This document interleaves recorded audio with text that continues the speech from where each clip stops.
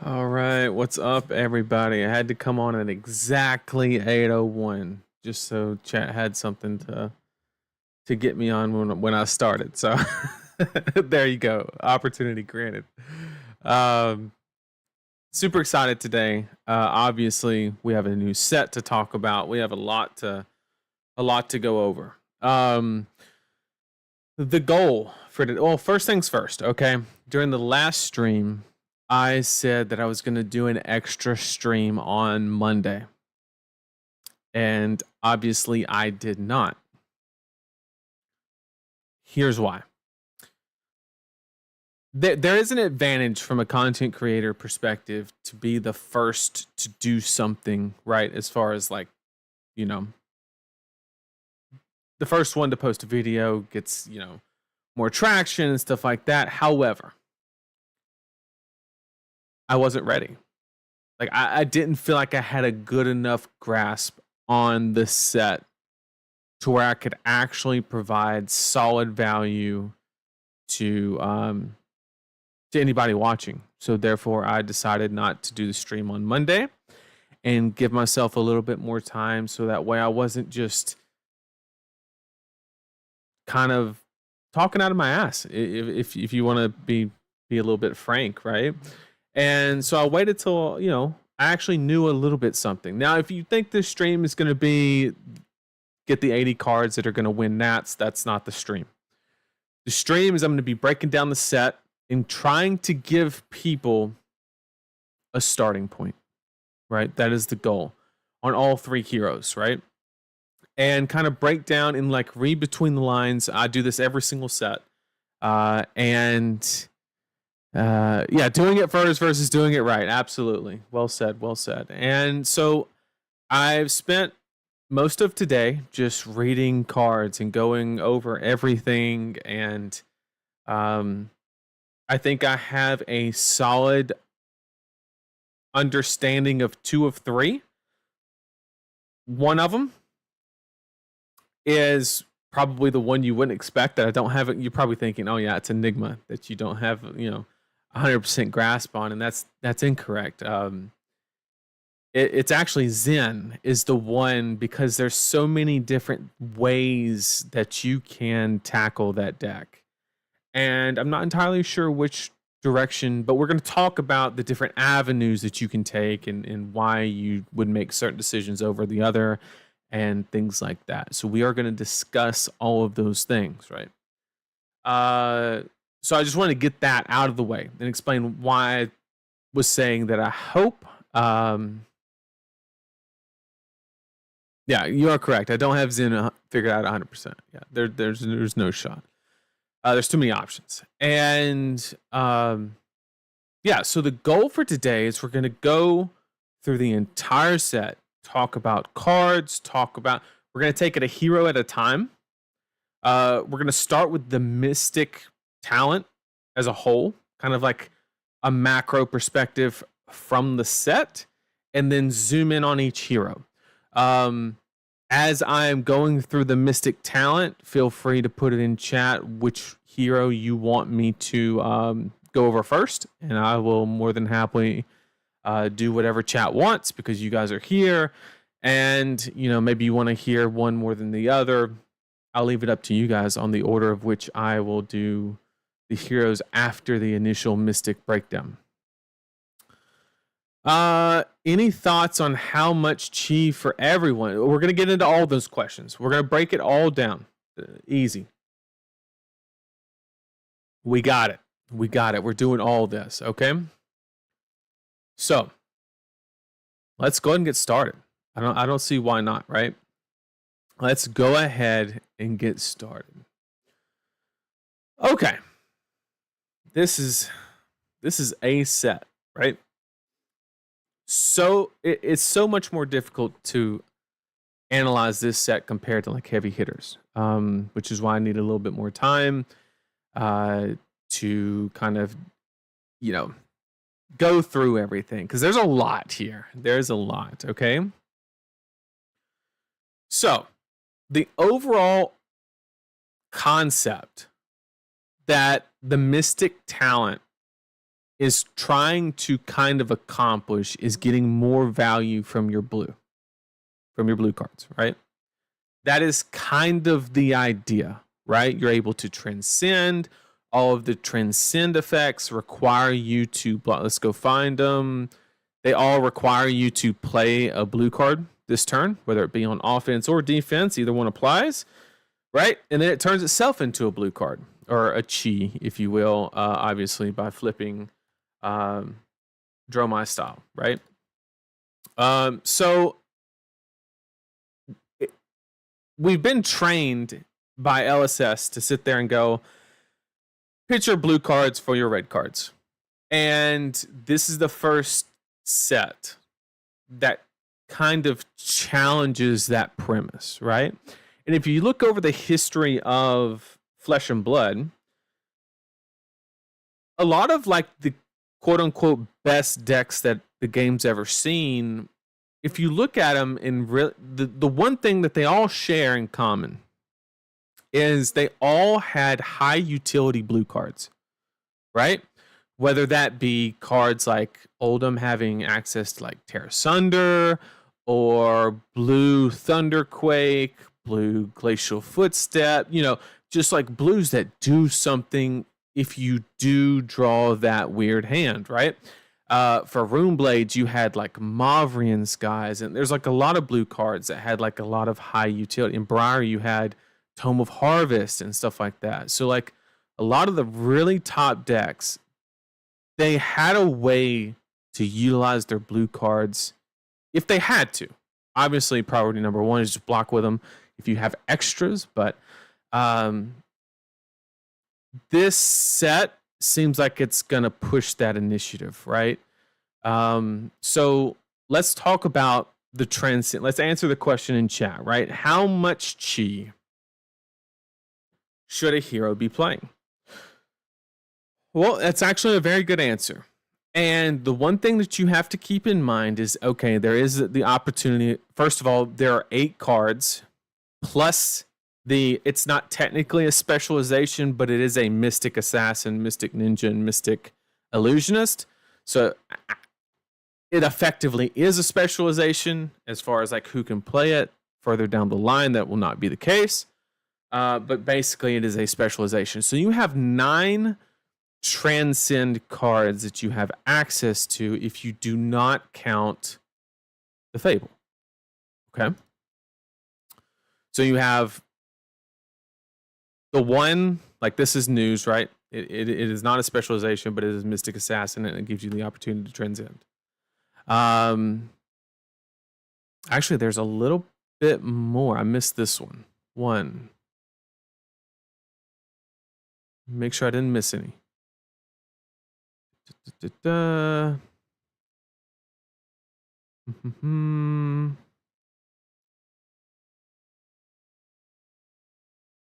Okay, I missed one. So it's 9 and 10. So everybody has access to 10 transcend cards. Sorry about that. And the question in chat was basically, do you run all of them? Do you run 5 of them? Do you run the ones that apply to the hero, right? So like for example, right? The banish target card from opposing hero's graveyard. This obviously is going to be played in new, right? Because you have the opportunity to banish a blue card, which you can later play. However, the text on this card doesn't really have any direct application to doesn't have any direct application with the heroes, right? There's some play into Levia, you get to shrink her graveyard, stuff like that. But there's no like synergy with Zen or Enigma on this one exactly. Same thing for, say, like this card is very difficult to utilize in Enigma because you don't. A lot of your transcending is going to happen on the defensive side, and it's going to be very hard to resolve this. Does that mean you don't play it? That's a valid question. We'll get into those questions. But so basically each hero has about, give or take, 5 that like do something with the deck, right? So this one is kind of solely for Enigma. This one's kind of solely for new. This one's kind of, this is the most broad one for all of them. However, I think it leans more toward new, and I'll explain later on why it does. And then this is just a good filter that kind of, so there's like 1 or 2 that don't apply to each hero, which is fine. I think the set is complex like a puzzle, just a lot of card flipping, some stuff stays on board. Not to say it won't be fun. I think it's a miss for new people. I mean, yeah, but at the same time, I mean, the complexity just adds to it, right? Will it scare some people off? Of course. Fab is a competitive game, and I think it's competitiveness in, I want to say competitive centered aspect of Fab probably scares a lot of players off too, but that's just exactly, you have to have a target. That's why some of them are more applicable into others. So we can take it one step further, and one thing that you have to keep in mind, and I'm surprised that a lot of people are not fully understanding the power of these cards. When they're flipped, they go into the deck and stay as chi, right? Which I know you're thinking, no shit, Nathan. Like, everybody knew that. Well, I think reading the hero ability, which is where the chi aspect comes from, right? Or the most applicable resource for chi, is basically who has the ability to leverage the chi. What's the most effective way to say this? Okay. You read the hero ability, and the more that hero ability can leverage chi through all game states or all points in a game, the more chi cards you run. If it's less applicable, then you run less. Okay, so let's take one hero at a time. New, right? Look at the top card of your opponent. You get to basically, if it's a blue, you banish it, and until the end of the turn, you can play all blue cards for free. In the second, third, and fourth cycle, these chi cards will just get you killed because they're no blocks, and you're not going to be able, you're going to run out of blue cards in their banish zone to play, right? Because some of them you don't really want to play anyway, whether it be like Warrior or something like that. But just in general, new does not have a long-lasting effect for a second, third, and fourth cycle chi effects, right? Now, she can run cards that help with that, which we're going to get into that as well. However, Enigma is the complete opposite, right? You can always pitch a chi for a spectral shield with a +1 counter on it, right? So it doesn't matter how many cycles she goes through, she can always make a shield with a +1 counter on it, which is really strong. So therefore, she has the ability to run more and not worry about that, not have a worry on that aspect, right? And then we can look at Zen, and you create a Crouching Tiger in your hand, search your deck for a card with combo, banish it, shuffle, you may play it this turn, right? In the second or third cycle, that's almost useless, right? Because you will have already either played or blocked with any combo cards that you, I mean, just look at Katsu, right? The Katsu hero ability in the second, third cycle is just not good, right? So when I approach the deck building for these three heroes, I like to start with that basis and say that Zen and New don't really like the chi cards being in the deck too much. Now, New has a little bit of an exception with the mask, right? So the mask, she has the ability to basically turn those chi cards into 1-for-1s, right? So if you're running a long game New deck, then it's okay, but you have to run the mask. If you don't run the mask, basically what I'm saying is if you run mask, you can run most of them. But if you're not running the mask, you probably need to slim it down to 4, maybe 5, maybe 6 instead of all 10. And then if you're on the mask, you can do 8, 9, probably not 10. That many no blocks is kind of sus. So, but that's how you need to think about it. If you plan on going to second cycle, which Assassin more than likely will, Enigma almost always does, and Zen, it really depends on the deck that you're building. I'm pumped to see what everybody puts together for Nats. Absolutely. I'm excited as well. To me, the more unconditional a chi is, the better it is. 100%. Absolutely. Hit the second stack and you can have fireworks. A chi card or two and a powerful card is going to be nice. Absolutely. And we're going to talk about that in deck building, where basically you have a couple options where with your blue, where you can have high utility blues or you can have long lasting blues, basically.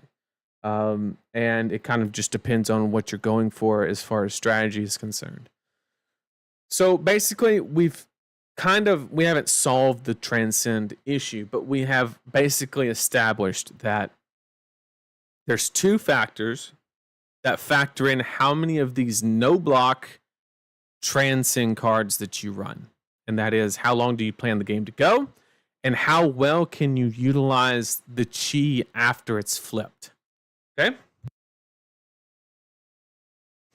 So that's the idea. Okay?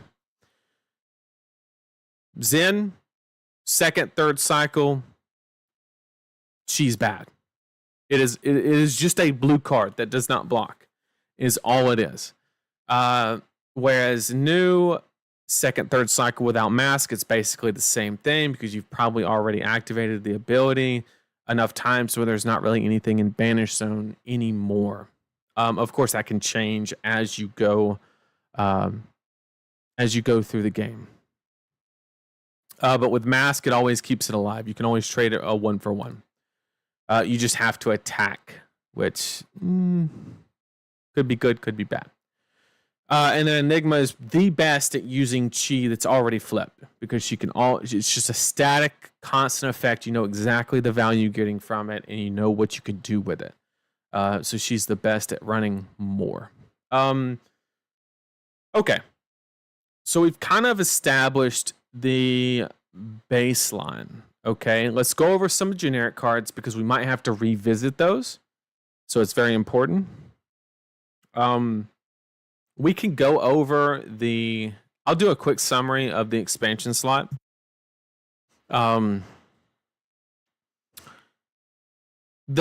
Tekla-Vossen cards, specifically the recall, I'll just hit these expansion slots real quick and kind of give my thoughts. We're not going to dive too deep on these. They don't really need it.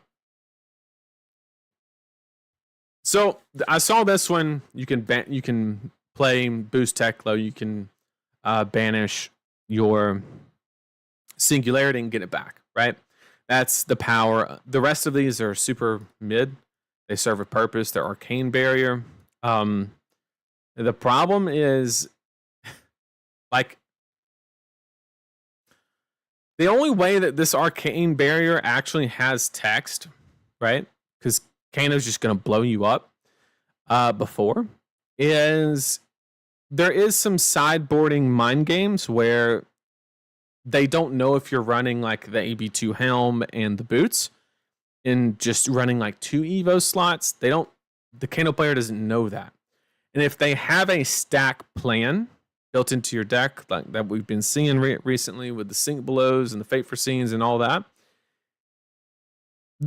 You're supposed to run the D-Reacts, right?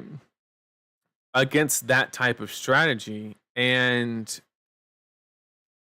if they're running the D-Reacts, they can't kill you out of nowhere, because if they hit a D-React on the top in the first cycle, their turn is just over. So they can't risk it, really. So these become good.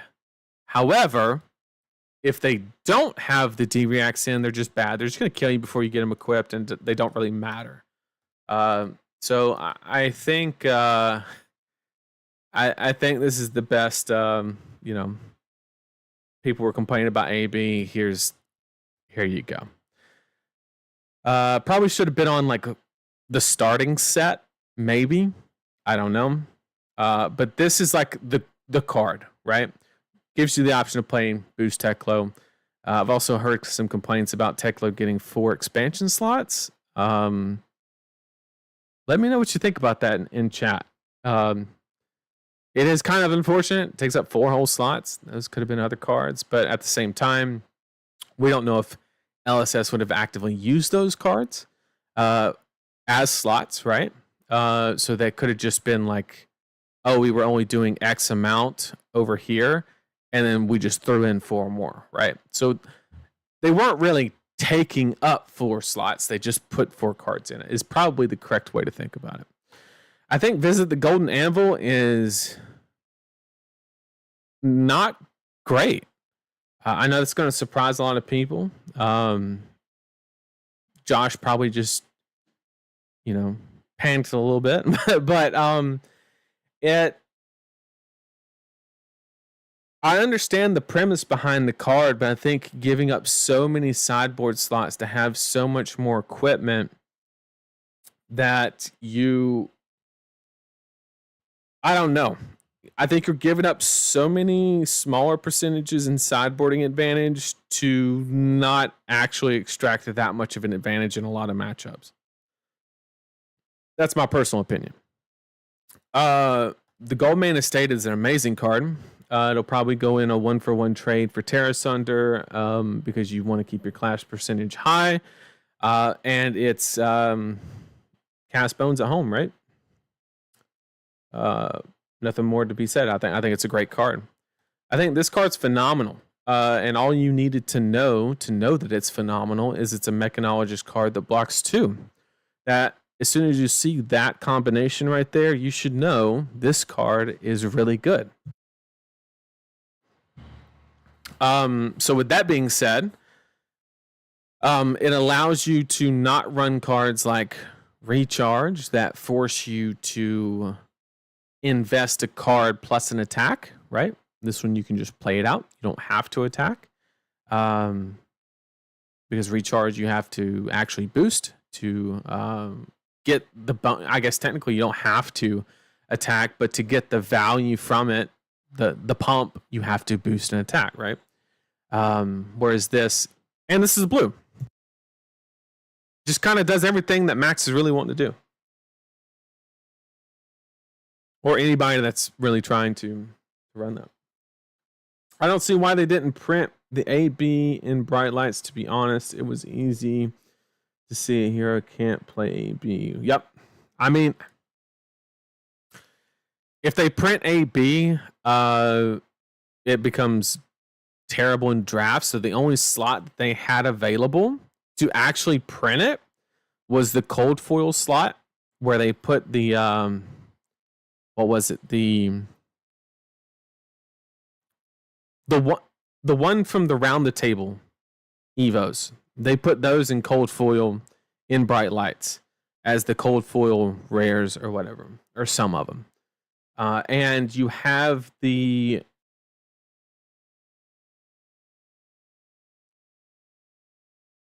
you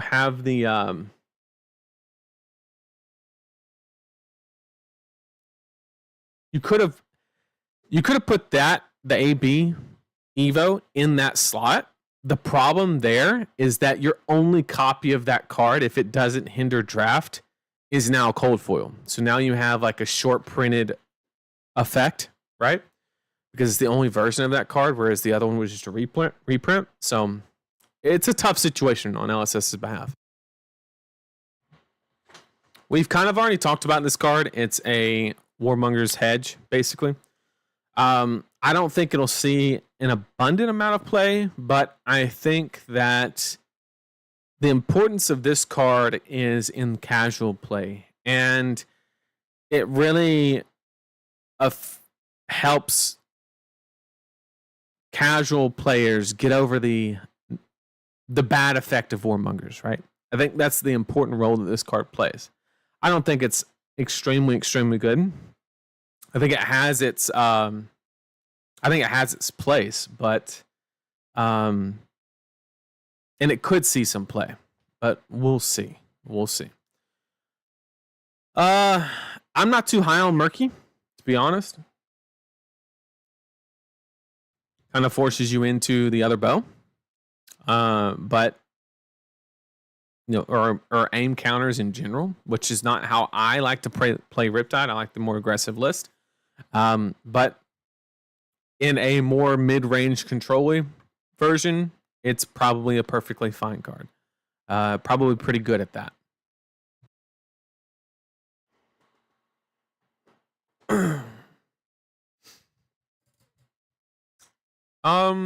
So Kindle is an amazing card. I thought this was a bad card when Riptide deserves no cards. I thought this was a bad card when it first got spoiled, and I have quickly changed my mind. I think it does some amazing things, and there's a lot of neat interactions. And the fact that it is a no block red really doesn't make it that bad of a card. I expect a lot of play from this card. This is basically the Oldham card that'll never see play. The Oldham specialization.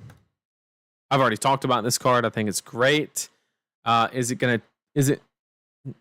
worth changing how Levi is built to like lean into it more? That's a debate to be had. Unsold on that aspect of it, but we'll see. Eulogy is an amazing card, obviously. A one cost for Runegate. When Vincent came out, I basically made the statement that anytime they were ever to print Runegate 1, it would have to be at Majestic. And it's because they can just not allow that deck to have that much access to quote unquote free +1 effects, right? It's very dangerous territory, but I like the card. I like what it does. Does it fix? Vincent has an issue with decks that don't want to interact with it, and I don't think a high value, low threat density card is going to solve that issue. Will the Elegance token help? Of course it will. I think this card makes Vincent a lot better, but it does not solve the underlying issue that the deck has. But it'll be played in every Vincent deck for sure. Okay. All right, chat. I think it is finally time to go into one of the heroes. Which one do you guys want me to go over first? If not, I'll pick.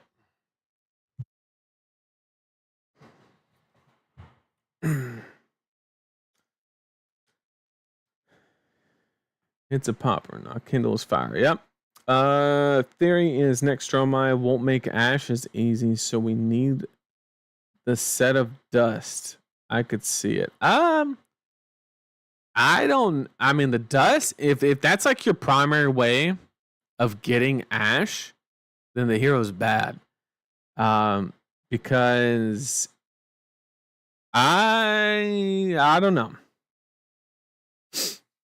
I don't. Y'all gonna pick the hardest one up front? I told y'all at the beginning that I'm unprepared after Zen. Oh man. Yeah, Zen is the hard one, 100%. He's the hardest one. Okay. I guess chat has spoken. Chat has spoken. Fable is so nuts in Enigma. It doesn't seem like the worst card. I'll put it that way. Yeah, the Ash doesn't have go again. So, like, if you're using all your action points to just make the Ash to just make one dragon, that seems like a very bad system. All right, let's go with Zen. Okay. So obviously we have to start with the hero ability, right? I know a lot of you know what it does, but I'm just covering all the bases in case we got somebody watching the VOD, whatever the case may be. You pitch a chi. You create a crouching tiger in your hand. Okay, that is a very important aspect because we're going to have to look in the deck building process and delineate which direction we're going. Do we prioritize crouching tigers going to the banish zone just so they can get played? Do we need them in the hand to fuel Art of War and stuff like that? Very important aspect. It goes to hand. Okay, so then we search our deck for a card with combo, banish it, then shuffle, then you may play it this turn, right? So we take the cheat card, we convert it to a card in banish. That is a combo card. So that is a 1-for-1 exchange, right? So we basically get a free crouching tiger is the way you should look at the value behind the hero ability, right? Because you're trading a chi. Well, the effect on the chi card, right? So let me just pull one as an example, right? Let's use this one just because it's simple. You gain the life, you transcend, flips over, you do that, you go search your deck, you get the combo card. So you got 1 life and a crouching tiger for free is the net result. The only thing that you had to do was play a blue card to fulfill that, right? And that's the idea behind the Mistveil is you play a blue card, which historically is going to be below rate, but you get refunded by effects like this, right? Where you gain the life, you gain the crouching tiger, which could be 1 to 2 value, depending on the situation. So you're gaining 3 value for playing a blue that is below rate, which is going to net above rate, is the idea, right? So just like they mentioned in chat, Kevin mentioned in chat, it is not relying on a hit, unlike Katsu, right? So he doesn't have to hit with anything. It's not a requirement. It just happens, okay? This is going to be a very important piece. This is our spoiler. Look at the full art version. Looks sick. Just pointing that out. When you transcend, you gain a resource, right? And it's very important to look at it, and it says you may gain a resource. Now, why would the card say may? Well, there are cards in this set that rely or look that check the pitch zone to see how many cards you've pitched, right? And gaining the resource from the transcend has the ability to make it where you have one floating so you can already pay for what you were going to do, and now you don't have the physical ability to get another blue card into pitch zone. So the may clause on this card is designed around the ability to help you manipulate by getting more cards in the pitch zone if you care about that. I think that's going to be a very minute case. I don't think like you're going to be playing toward that in any way, but it is there. And then, of course, as an instant, you can destroy this, create a Zen state token. Very important to point out. You block with this, and then after damage, you can crack it. There's no window where you can, the same attack that you're blocking with this, that you can get value from the Zen state token. There's no window to do that. You have to pop this in resolution after damage is dealt, which means Zen state token has no opportunity to prevent said damage. If you don't know what Zen state token does, it comes in with 1 counter on it. You remove it at the beginning of your turn, and it prevents 1 damage anytime you were to take damage, right? Completely negates rune chance, a lot of stuff. Overall, I think he will play it. There is an argument on, is this card better than Tunic? And that's something that we're going to have to really hammer out, because I don't think it's very clear. I don't think it's very... It's not obvious on which one is better. Okay? So, we've seen the hero ability. And we know that he's trying to do the Crouching Tiger thing. We know that, right? And we can look at his legendary. It's a blue. It doesn't block, of course. It costs 3, though. And if you've played another blue card this turn, so you have to play a blue, pitch a blue to play this card. It is not a cheap card. You create 2 Crouching Tigers in hand. And if you have the chess piece, you would gain a resource from the transcend, and your Crouching Tigers get +1, which is insane. So it's costing you a card. It's converting to a blue pitch, right? So you're only down 1 card, but you're getting 2 Crouching Tigers in your hand at +1 each, which is going to refund the value, right? That's the idea. Let me get caught up in chat. Hand Tigers are very good, of course. Kind of a side note, how are you feeling about the draft format? CC, I have not even started on draft, if I'm going to be 100% honest with you. Tooth and Claw loves that it makes it, yep, go to hand. Absolutely. There's a lot of synergy there. Double blue instants turn are super strong with this. Absolutely. Absolutely. Okay. So that's the idea. We're trying to get a bunch of Crouching Tigers either in the banish zone or in the hand. Most of the cards, I would say, are looking for Tigers in hand, specifically, right?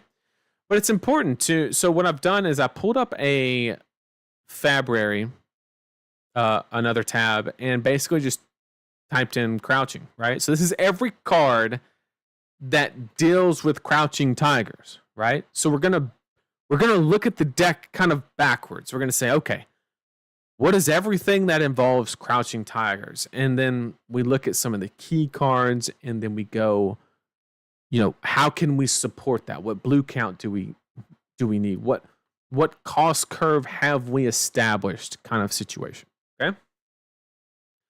So if we're talking Crouching Tigers, we have to bring up the most important card, and that is, well, it may not be the most important card anymore. But Tiger Swipe is a very important one. In fact, if you look at the hero ability, this is probably the first card that you actually think of, right? As far as going and grabbing the combo card, if you will. Also, don't forget, this is a 2-power initially. So it can go be fetched with Mask of the Pouncing Lynx. Don't forget that. If Crouching Tiger was the last attack, it gets +2, go again. And if it hits, you create X amount of Crouching Tigers. That is how many you have played this turn, right? So it just refunds the Crouching Tigers, right? It doesn't take any serious deck building to see the synergy between Roar of the Crouching Tiger or Roar of the pseudo Art of War. Let me see if I can find it. It's a yellow card. Here it is. Roar of the Tiger. All of them get +1 for the whole turn. So there are basically 3 effects in the game that give a static +1 to all of your Crouching Tigers throughout the entire turn. And that is Roar of the Tiger, his legendary, which is here, and Art of War. Those are the 3 cards that give +1 to all Crouching Tigers the entire turn, which is really good. That I have seen. I don't recall any other one that, like, there's a lot of them that say the next Crouching Tiger, like the weapon. But I think the only one that is like static across the board are those 3 cards. So obviously, if you're going into your deck building process, you're going to add those 7. You're going to add the Art of Wars, you're going to add the Roar of the Tigers, and you're going to add the legendary, right? And you're going to try to generate as many, Crouching Tigers is possible in one big turn and play them in succession and then try and reset with Tiger Swipe. Now, for those of you who weren't around when this card was initially released, there was a Katsu deck that ran around and it blew up. Head leads the tail. That is correct. That's a Majestic out of, I think, Dynasty, if I'm not mistaken, that says you name a card, that card gets +1 for the entire turn. So yes, it's a 1 cost 3 go again, if I'm not mistaken. So yes, that one is debatable on whether you would run it.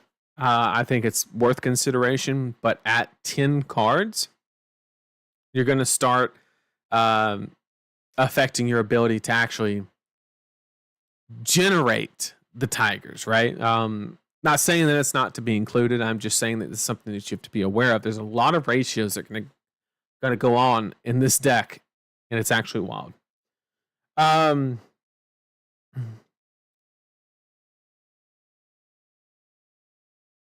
Correct. Yeah, it just says name a card. One thing that I wanted to point out real quick that I thought was very, very interesting, like blew my mind a little bit, was this card right here. Okay. Anytime that I'm reading, I'm gonna tell you my strategy on like how I read cards the first time, right? Anytime I get access to a new set, new cards, I read the card and I just ask myself, what are the devs trying to tell me? Right? Like sometimes it's easier said than done. Sometimes it's high value card, need Crouching Tigers, right? Sometimes it's like super easy. But sometimes you really got to think. And this was one of them. Blue pitch. We know we're going to need a lot more blue pitch in this deck than the other Ninja decks have previously had, because a lot of the cards we're going to have to actively play are blue cards. Whenever you play Crouching Tiger this turn, name a card. It gets that name. Now, why would someone want to name their Crouching Tigers and them not be Crouching Tigers? And I started thinking to myself, I was like, okay, what are some of the most high value cards that Ninja has access to? And the answer to that question is Bonds of Ancestry. So automatically, my brain went to, is there any connection on how Zen can leverage Bonds of Ancestry with a card like this? And Bonds can go get a combo card. It can go get Tiger Swipe, right? Now, there is an interesting aspect, whereas whenever you play a Crouching Tiger this turn, name a card, it gets that name. You're going to have to tell me in chat what actually is the case on if something gets that name. Does it replace the name? Does it add to the name? And basically what I'm saying is, let's say you have a Roar of the Tiger active and your Crouching Tigers gain +1. Well, if you play this card, does it actively replace? Do I no longer get the +1 is the question. Which I think it's add. Yeah, it's additive. That's what I thought. And so therefore it would get the +1 and it would get whatever card you're trying to name. Therefore, Crouching Tiger, Surging Strike. Yes. So the knee-jerk reaction for me is you have the ability to run Bonds of Ancestry. I don't think you go like way off the wall.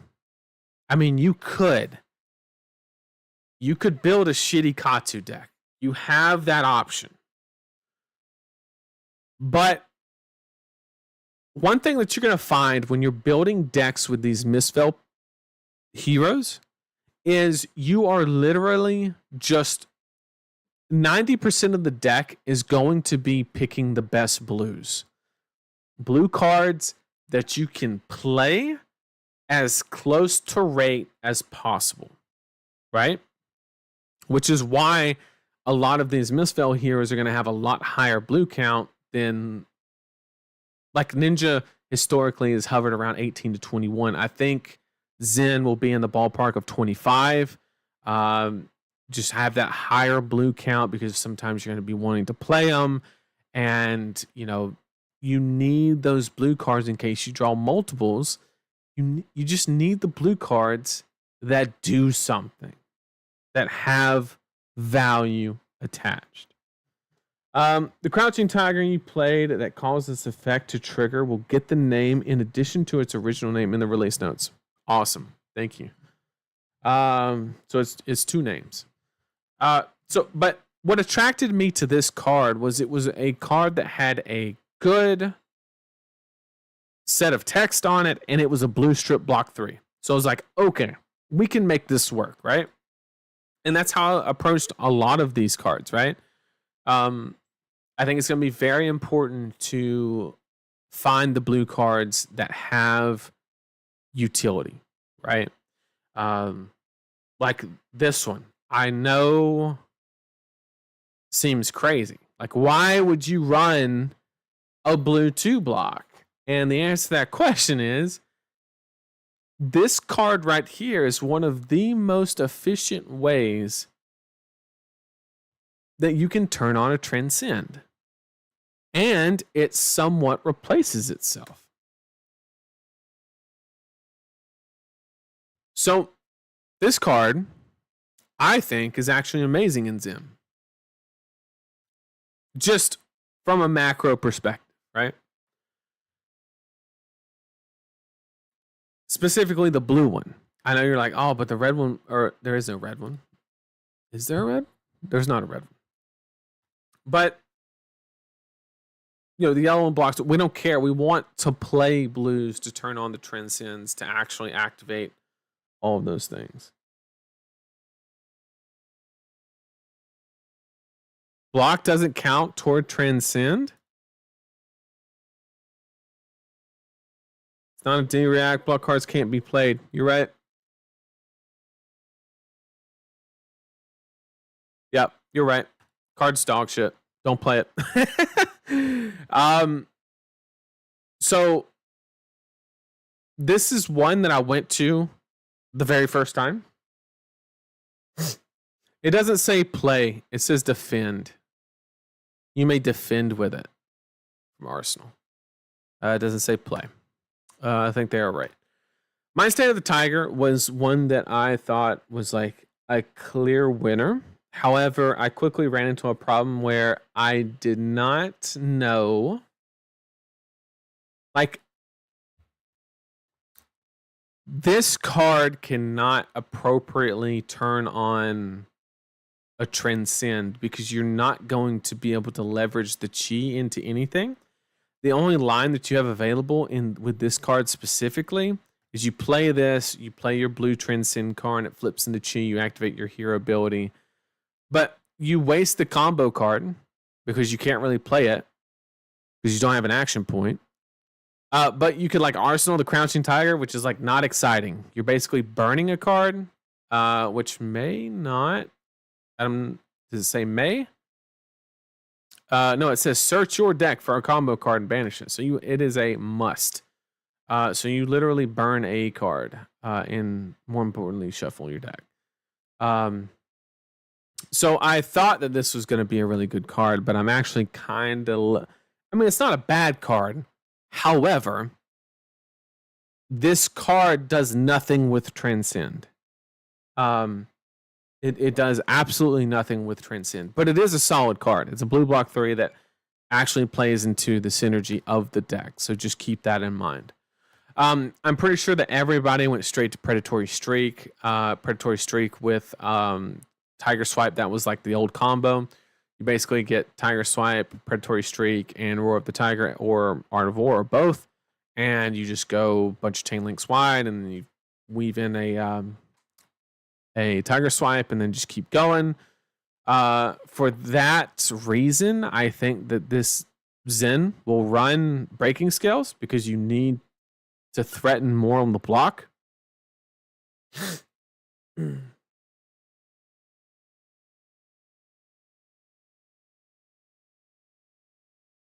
Oh, you can fail to find since it says combo card. Interesting. I didn't know you could actually. Yeah, I mean, that makes sense because the only way to prove that would be to hand your deck to your opponent, and there's no way they're going to force them to give that advantage. Yeah, that makes sense. That does make sense. But you can leverage it as a deck thinning mechanic if that's what you want to do. That seems very niche, but you know, it is there. Another synergy is Territorial Domain. The first one can always be turned on by Stride of Reprisal. You block with this. Crouching Tiger goes to your hand. Anytime you create a Crouching Tiger this turn, it gets +3. However, I have actually found that this card's okay. It is a blue that can be played on your opponent's turn, right? Which means it has a lot of transcend ability. The problem with Zen transcending on defense specifically, right? Specifically transcending on defense is the hero ability says play this turn, right? You may play it this turn.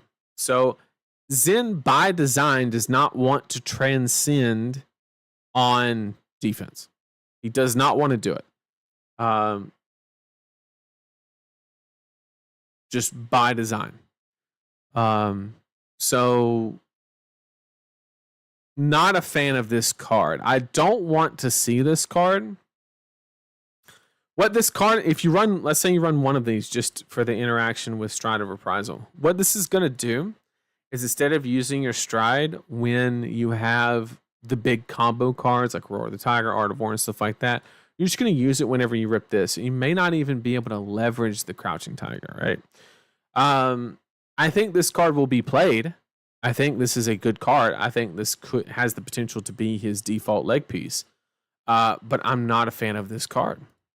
So as we keep going down, we quickly run into this issue where we don't have a lot of quote unquote Crouching Tiger blue cards that actually do something decent when played, right? That's what we're looking for. Blue cards that are as close to at rate as possible, that preferably have good block values.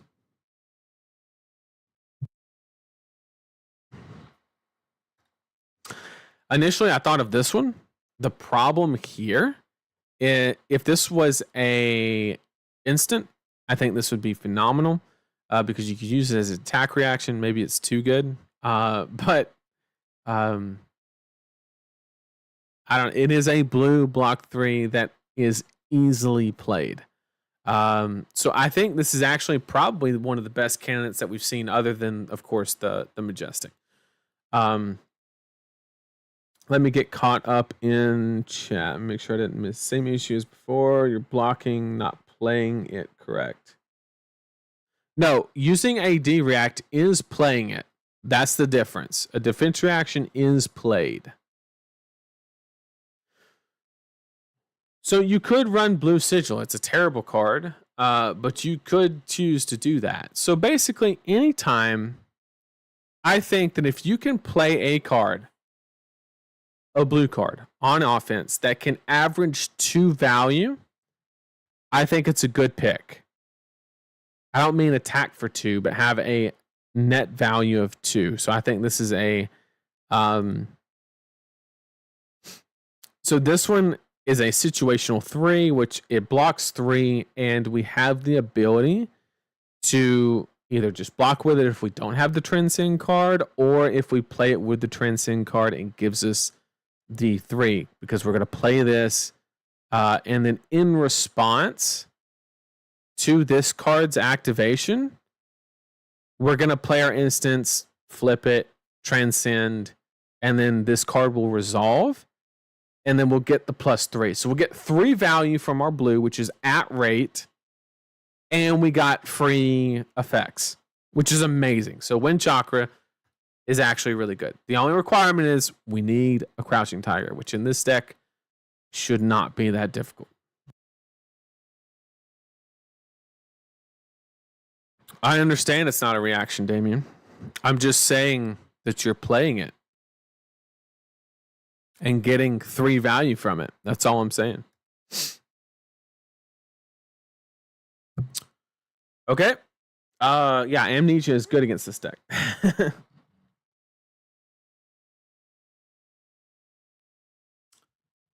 Does audio sound like it's really high? You are right. My gain was like way higher than it normally is. Hopefully that sounds better. I apologize for that, Matt.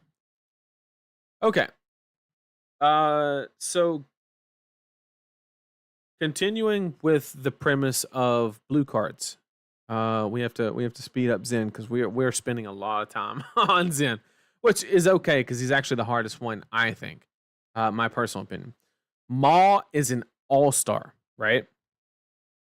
Target attack action with 1 or less, which is going to be all your Crouching Tigers, right? Gets +3. So it is a yellow for 3 out the gate in reaction, right? So this is literally a 0 cost +3 reaction.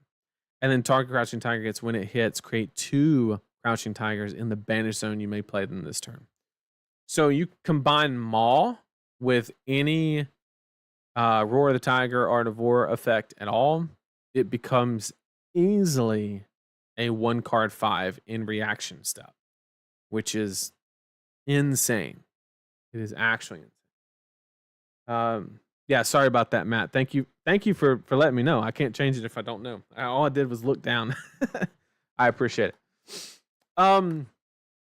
This is just souped up head jab basically with combo condition. However, the combo is very easily obtainable with it being a red card.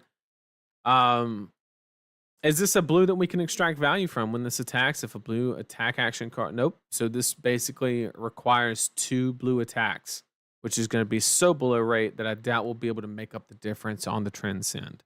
So this one's automatically disqualified. Breed Anger. When this attacks, if Crouching Tiger was the last attack, gains go again, created Crouching Tiger in banish zone. You may play it. 1 costs 2. That's a rate of 1 plus a Crouching Tiger. That's conditional. It's like 1.5. It's not great. +1 plus Crouching Tiger, but cost 1. Not amazing. Wind Chakra, believe it or not, is actually, other than the Shifting Winds, has been the best blue that we have access to so far. Even this one, I mean, a block 2. Create 1 Crouching Tiger that's not even in your hand. It's kind of sus. Okay, so we don't get a whole lot of Crouching Tiger blues. They're very few and far in between. Are there any mystic ones or any cards that do not involve the Crouching Tiger keyword? And that's our next question. And we start getting...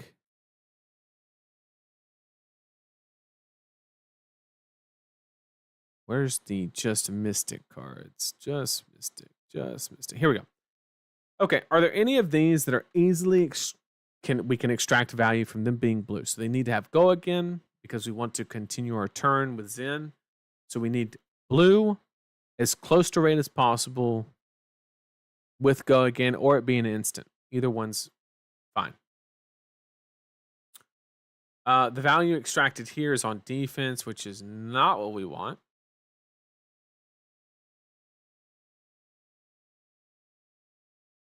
This is an amazing card. I think this is one that's definitely worth running. We're not going to get a lot. We're not trying to activate a bunch of, effects on this. I think we're literally just trying to get a blue 1 for 3 with Go Again. Is all we're trying to do.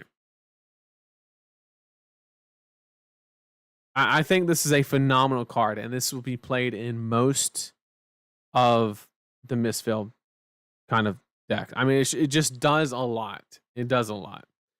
Okay. The second tenets also have a lot of potential. If you've transcended this turn, this gets when this chain link resolves, draw a card. It does not have Go Again, so it doesn't fit the criteria for Zen, unfortunately. Or not the second tenets. Which one? The first tenets are the interesting ones. Second ones are kind of like second cycle threat density related if you've transcended cards. But the problem is when the card is converted to chi, you're no longer transcending. So to get the bonus effect on this card, you have to do it, quote unquote, the first, not necessarily the first cycle, but the first time you resolve each transcend card, which is the interesting aspect of it. So this is an attack reaction. It's a blue. It blocks 2 +1 for each blue card in the pitch zone. So a lot of times this is just going to be for 1, not what we're looking for. Not at all what we're looking for. If you played a blue card this turn, gets +2, but does not have Go Again. Nope. Nope. Nope.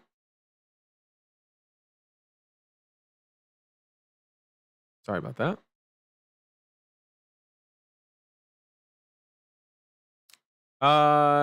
So this one's okay because we're getting, it's a blue block 3 that's cost 0 and it gets 2 value. The problem is it necessitates playing a second blue, which is not what we really don't want to, right? That's not what we're actively trying to accomplish. We're trying to play 1 blue to turn on the transcend and go from there. The next blue, once again, so all these first tenets are requiring you to play another blue. So then you're gonna have to start digging into the generic and regular ninja card pool for blue. Go Again and get as close to 2 values you can and have it block 3 is what we're really looking for. Things that come to mind are going to be, what is it? This round's on me.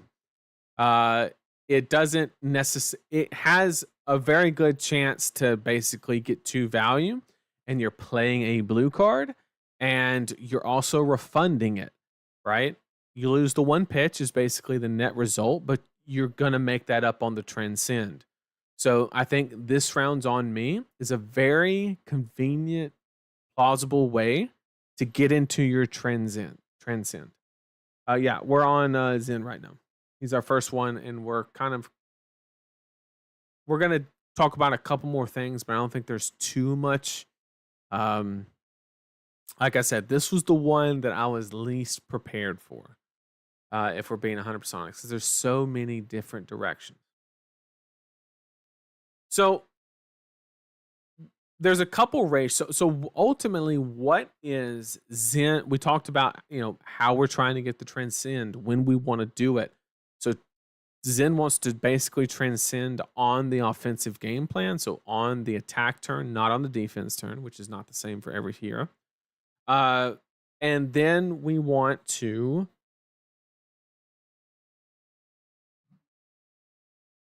actually, I take that back. I may be mistaken.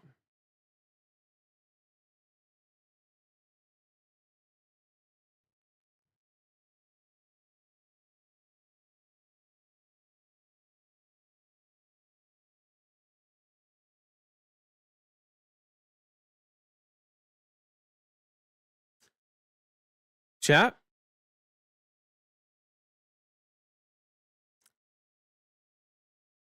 I think I just found something.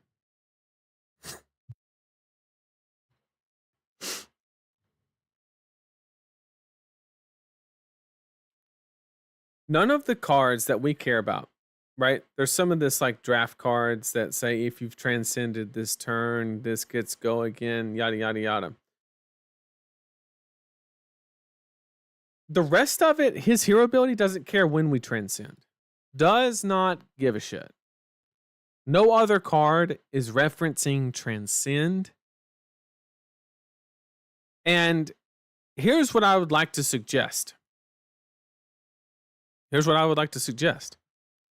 What is the easiest way to get? Remember, when I stated when we were looking for blues, right? When we stated we were looking for blues that extracted 2 value, so that way we can make it up on the transcend. The easiest way to do that is blue D reacts. Sink below, fate foreseen. You play them for 2 value, plus maybe even a little bit more.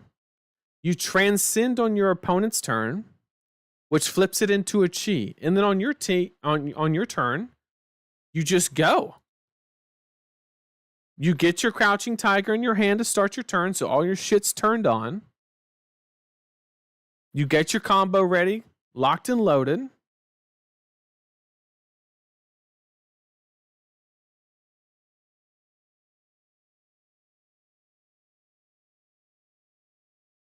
I know he has the blue Class D react. We looked at it, and I explained why I didn't like it. But now I might like it. I think it's the worst. I would rather, me personally, I would rather run anything I just mentioned over this, right? I would much rather play the other cards. But I'm never going to stride into this. I'm going to use stride when I have the big combo, right? Blue Flick Flacks, exactly. Like, those are the cards. Now, I think Blue Flick Flack is neat. And it might be... The problem is it's counterintuitive, right? We want to transcend and have our big high value turn. I guess it depends on which direction you're going for. If you're not going all in on the combo, Flick Flack is great. The problem with Flick Flack is it incentivizes you to shrink your hand, which is, that's when you're making a bunch of Crouching Tigers and playing Roar of the Tiger in a strategy like that, it's not very conducive, right? So the conclusion that I've come to is the most stable, consistent way to get off a transcend is to just play a blue D react. I know you can say the same about an instant or a sigil, but the last thing we want to do is add even more no blocks, right? Blocking 3 is not ideal, but it is better than, like hold the line. Like that's a perfect example, right? Hold the line, fate, sink, go from there. Maybe Flick Flack, and that's our like blue transcend base, right? And because that's the only way that you're getting guaranteed 2 value from your blue card in reference to transcending, right? Now, there is some math that needs to be done, right? Because you would rather have a 3 block when you're not actively trying to transcend. So that's something that you're going to have to math out, right? You have to get a good number. So it could be a situation where you basically do a 1-for-1 split. Basically, or probably like a 1.5 split. So for every transcend card, you run 1.5 times as many enablers, if you will, right? Basically, extract 2 value, blue card, right? It is kind of the idea. So I think that's where we're at. I think we're at 6 to 7 transcend cards. And then 9 to 10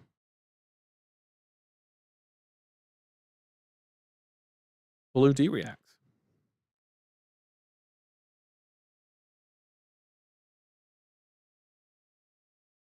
Blue Reinforce the Line also has the same issue that Flick Flack does. It incentivizes you to once again shrink your hand further. Sync back the combo you're going to search off of the hero ability? Absolutely. Is it time for wax off? Is it?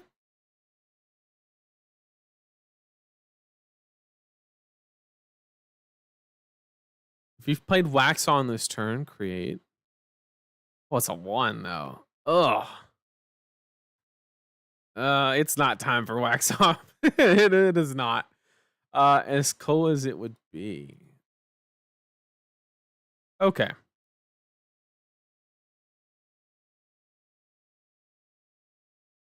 I think that's my first. Yeah, no, wax off seems cooked. I don't know about that.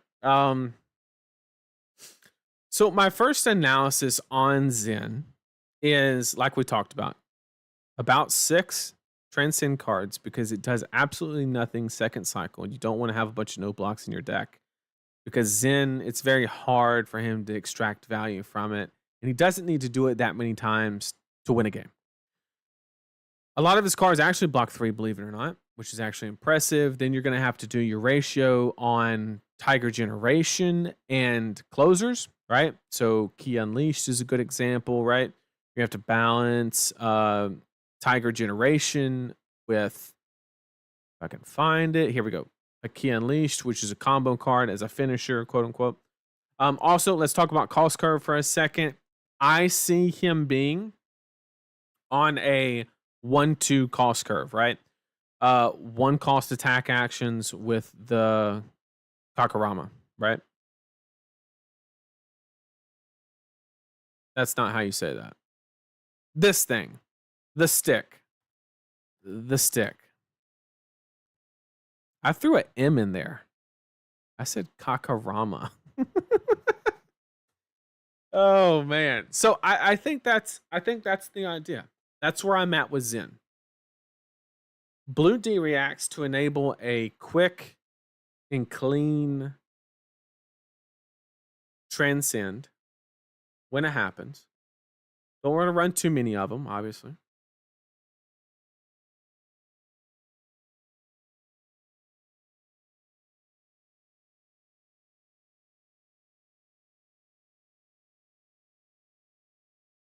Harmonized beat stick. We'll go with that.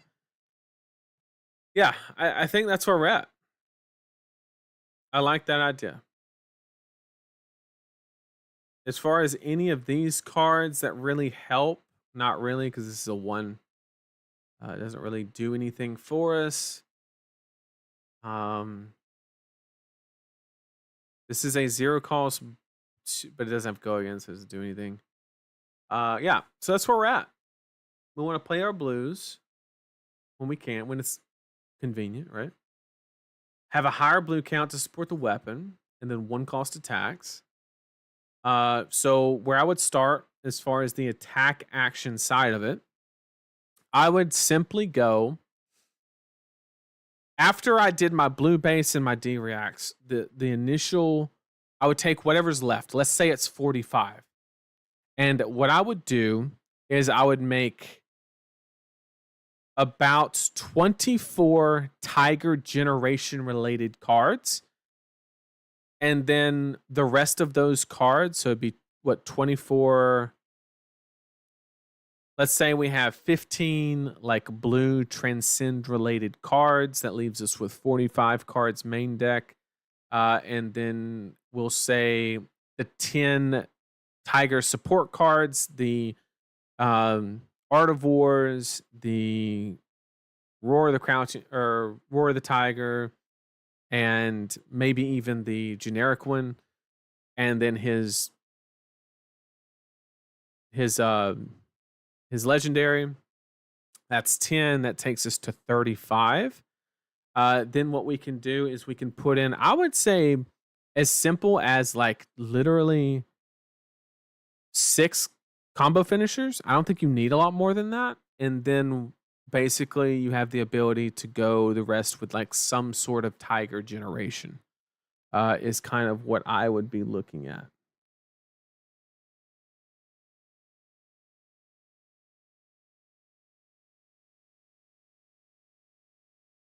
That's where I'm at. That's where I'm at with Zen. Okay. If you have any questions about Zen, post it in chat. I'll answer it. But if there are no questions, I'll go ahead and move on to the next one. Chat, let me know who you want me to go over next. Either new or Zen. Or not Zen, Enigma. Sorry. Any preference in chat?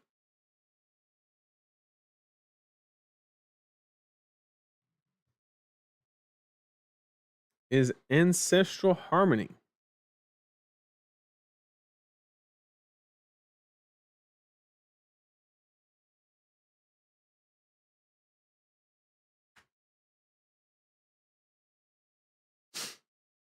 It is not playable.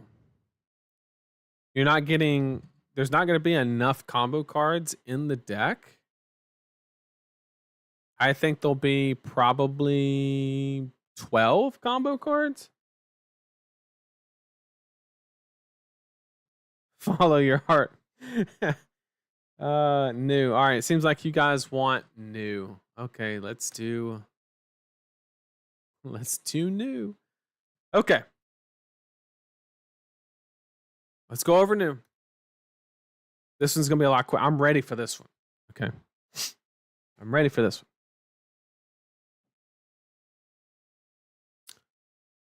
Your attacks with stealth get, when this chain link resolves, banish all action cards defending this. Okay. So obviously the devs are talking us into using stealth cards. Just like Azuri, this is nothing new with assassin cards, right?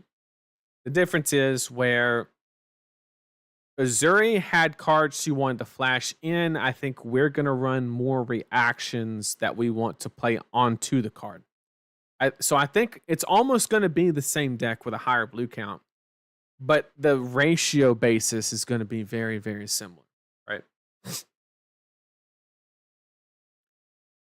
And her quote unquote chi or transcend mechanic, whatever you want to call it, is look at the top card of an opposing hero's deck. If it is blue, you may banish it until the end of turn. You may play blue cards in that hero's banish zone without paying their cost. Okay? So obviously the most extreme case of this is like Guardian, playing Machos for free, Terra Sunder, you know, all those good cards, right? And then you have, you know, a weird situation where what happens when you banish warriors, you know, warriors say like weapon swings and stuff like that, right? So it gets a little weird depending on what deck you're playing against, because every deck's blues kind of accomplish. You basically have no hero text against Azalea, right? Because the one blue that she does play, Knock the Death Whistle, you can't even play it because it doesn't do anything, right? And you can't even throw blue arrows if they ran them, because to fire an arrow, you have to have a bow, and you do not. So unless there's something in the release notes that covers that, you can't even shoot blue arrows. Also, against Kano, you're like, oh yeah, he's like almost all blues. The problem is you cannot give the non-attacks go again with the Slither tokens, right? Or not tokens, but whatever they are. So like, yes, you can blue zap him, but like that's your whole turn, and that's not worth transcending at all. Like it just isn't. So there's a couple decks where you basically have no hero text. That's just something that you have to like come to the realization of. The benefit of this is in those matchups where you do not have hero text, you have an alternative, which is the Mask of Reoccurring Nightmares. And instead of leveraging that chi into the hero building, you just dump it here where you always get a 1-for-1. And I will say that one thing you have to, you know, double check me if I'm correct. Double check me if I'm correct, but target defending hero does not delineate between whether they are actively defending with the cards or not, right? Like if you are attacking them, they are a defending hero, correct? You guys will have to check me on that, but I'm 90% sure that's how it is phrased, right? This card, what I'm trying to say is this card is turned on whether they are blocking or not, is what I'm trying to get at. Oh yeah, the first ability is amazing as well, right? Against Levia, right? She has zero way to block or fill her graveyard, right? So imagine, like, you can literally attack Levia turn 0 and not get punished as long as it's with a stealth card and you don't attack with a dagger or anything. So yeah, they don't have to be blocking. That's what I thought. So I assumed correctly. Also, while we're on the subject of equipment, basically these two are actually really good.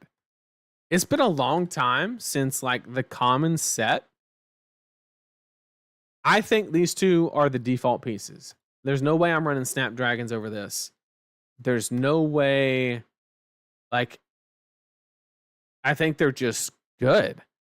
Now, some people might say, why are they good? Well, there's a lot of cards in new that say if you activate 2 attack reactions on this card, you get X effect, right? Here's an example, Bonds of Agony, which is probably one of the best. It says if you played or activated 3 attack actions, 3 or more, you get X effect, right?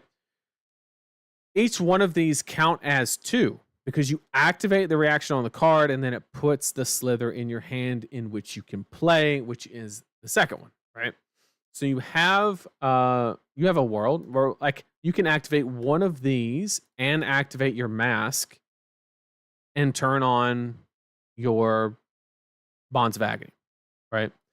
Whereas Flick Knives has a very limited application and doesn't really give you that reach in those scenarios. So that's why I think that these will be played over the traditional. You're not going to be making you're not really going to be making silver or anything like that, which is why Black Tech Whispers is just not where you want to be. So I think the debate is between this and snaps and this and whatever. This card is just the cloak piece. I mean, you have to be in exactly once. This is just limited piece, limited pack 1 pick yum. I don't know. So we can get into what new is actively trying to do. Let's look at her weapon. It's going to be an important piece, right? When this hits, your next blue attack this turn gets +1 and go again. So,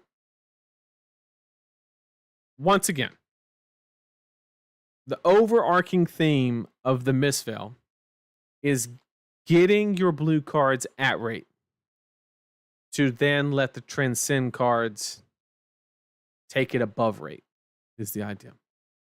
And this weapon allows you to do that, right?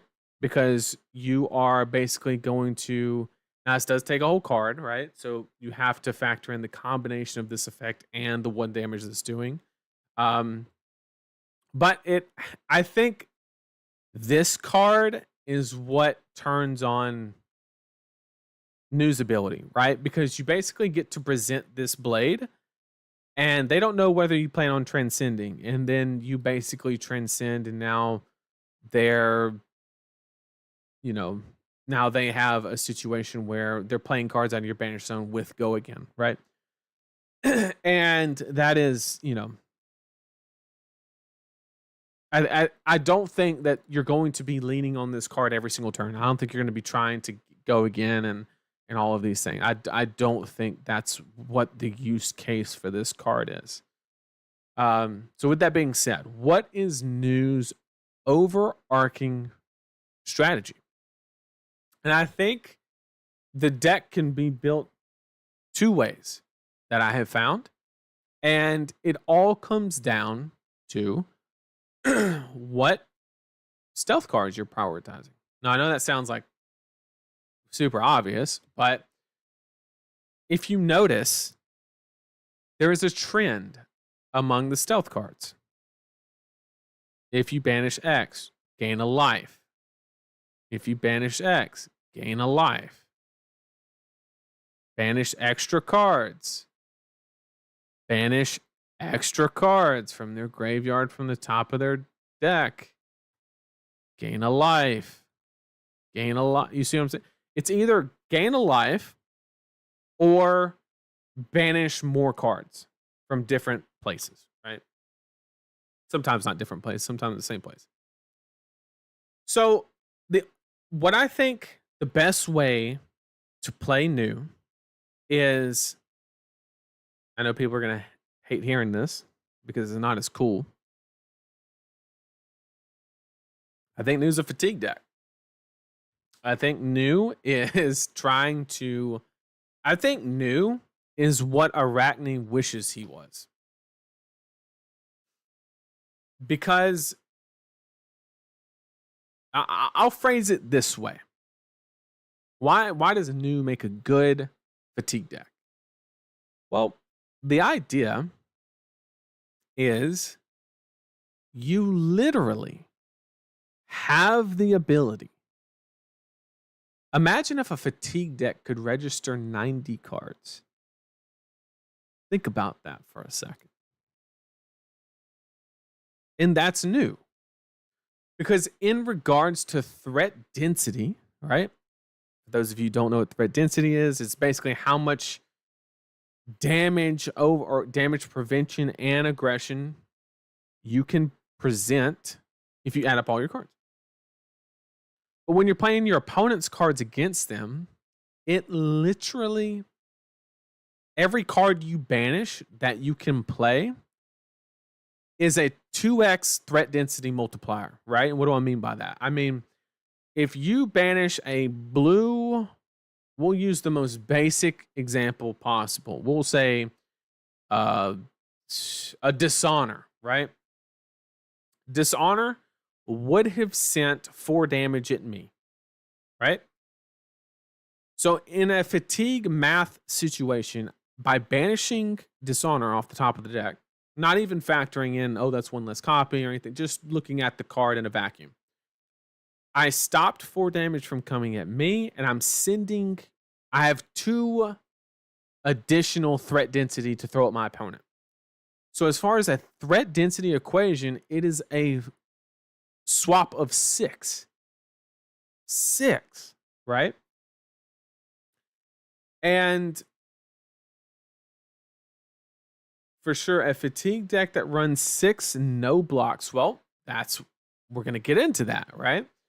And I think that is why. Let me ask you this question. Let me answer your question with a question. If your opponent can output 14 damage on a 4-card hand, but you remove one of those cards from their hand, do you get punished by having a no block? The answer is no, because you removed a card. Therefore, they are going to present less damage. Therefore, you will have an extra card, right? Now, yes, you have to factor in the card that you attack to do that with, right? And mainly what I'm referring to is mask and stuff like that. But basically what you're doing with New is you're blocking, and this is kind of like what I've kind of come up with, is you're basically leveraging high value defensive options. You got your fates, your sinks, and stuff like that. And I'm unsure on how many of these. These are just placeholders. I'm 90% sure you don't run this many. This is just like me in the middle of my process of deck building. But I'm looking at, there's a couple strategies you can go with. I went with the heavy mill strategy, whereas you could go more toward the life gain. I think the life gain is your only chance to beat aggressive strategies. Whereas the You have a couple other options when you are milling. Milling is better against like somebody that's actively trying to block you. Yeah, 5 card, 5 damage turns. I think that's why it needs to be played as a fatigue deck, because when you play new, the first thing you're going to realize is there are. Now, I know people are laughing at me for having this card in the deck. This card's insane. And no, it's not because fucking it says 20 on the card or 15 or anything like that. But just having a blue that has that much possible threat density that can go to, like, you're hardly ever getting the 3 effect, right? Like, this is realistically most of the 10 or 15 range. It's just a lot of threat density built into a blue block 3. Like, there is no opportunity cost. Absolutely none. No cost. And you have a bunch of threat density. That's how I look at that card. So I know people are thinking I'm trolling by playing this, but I think it actually serves a legit purpose in the deck. So I think that there's going to be a hard ratio of where you need about 15 to 20 reaction cards. I think the best ones are going to be Razor's Edge. What is it? Yeah, Just a Nick and Hiss, Venomous Bite, Siren's Call. I think are going to be like your bread and butter reactions. That's 15. And then you can just add Razors like the next one up. Here's an interesting thing to be I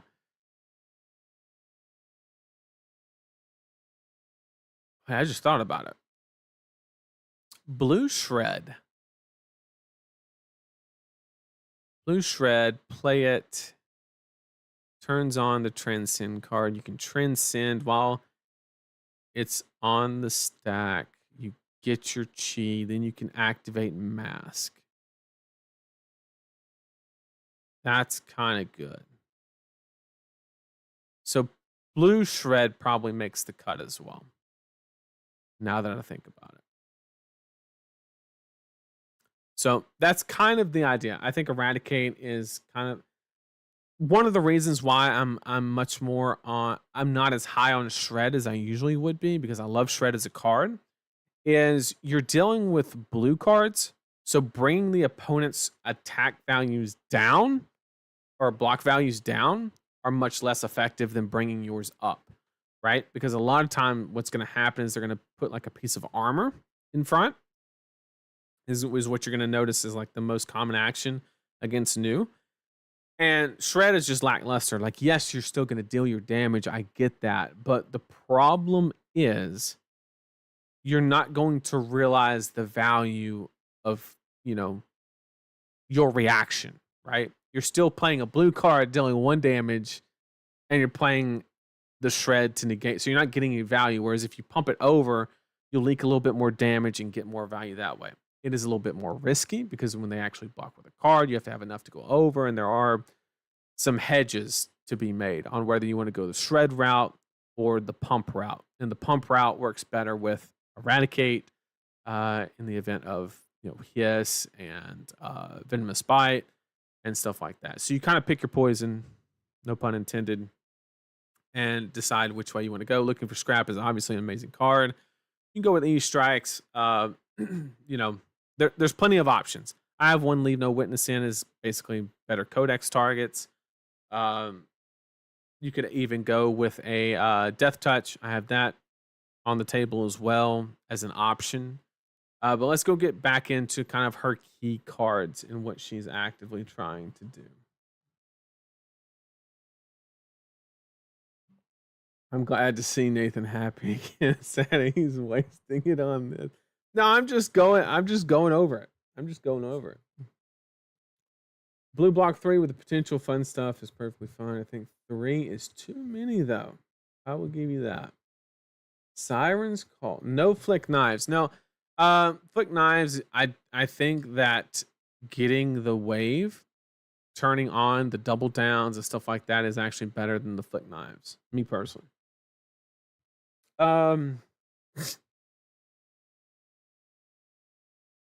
I think just playing the blue attack. Yeah, I think you're right. I think the blue shred might be pushing it. I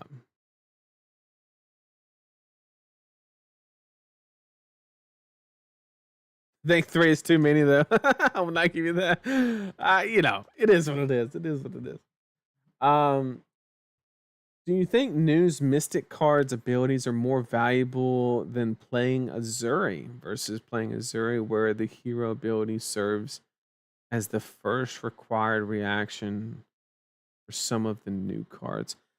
It really depends. I think they're gonna combat two complete. I think Azuri is a tempo deck, whereas New is going to have to like New is going to have to rely on decks tripping up, right? The second you start playing New, you're gonna draw these cards that do like 5 damage on a 4-card hand, and you're just not going to be able to win the tempo based game plan unless you're playing against a deck that has really high value blues like Guardian, right? Then you can actively engage in the tempo game plan. But if they don't have those high value blues, it's very, very difficult. It is very, very difficult. Shriek Razor's not doing it for me. It just costs too much. It doesn't fit the curve, is the problem. So I don't think one's necessarily better than the other. I think Azuri is probably a better deck, but I do not think. I think they're trying to accomplish two different things. Main takeaway from this set is return the synergy based format rather than math based. Yep, I agree. Okay, so Gorgon, I think, is a little overhyped. I think this is just going to be good against decks trying to block you. But I think people are going to realize that the best way to combat New is try to just push and not really block. I know that's easier said than done with some decks. But if you build a deck that can't leverage all 4 cards offensively, then that's a deck building issue. And Siren's Call is an interesting one. You get to look at your opponent's hands, and you get that knowledge that is of value. Choose a blue card, add it to the chain link as a defending card, and draw a card. So if you do not, either you choose a blue card, or you choose to get your card back, quote unquote, which you have no idea what it is, right? So it really, this card's a little iffy, right? It's theoretically a free card. If they have 2 blues in their hand, then this card's not that amazing, because you're going to take one of their blues to either draw a card, or they have to have like a red that's very, very crucial to what they're doing next turn, where they don't have a turn. And then you are just, but they still get the block value from that card, right? So they're not like, you're not deleting their card by any means. So 90% of the time, the only way that Siren's Call is above rate is if you snag a blue. And if you snag their only blue is where it becomes a very, very good game. We're not playing New tonight. We're just going over all 3 decks and kind of just giving an overview what they're trying to do, trying to give people what, a starting point on deck building and stuff like that is the point of the stream.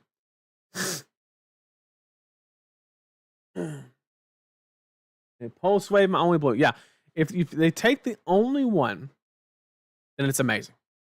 It is absolutely amazing. This card is busted. I mean, I think that New has the best of the legendaries. The fact that you get both reactions in your hand, so all your shit's turned on for your double downs and stuff like that.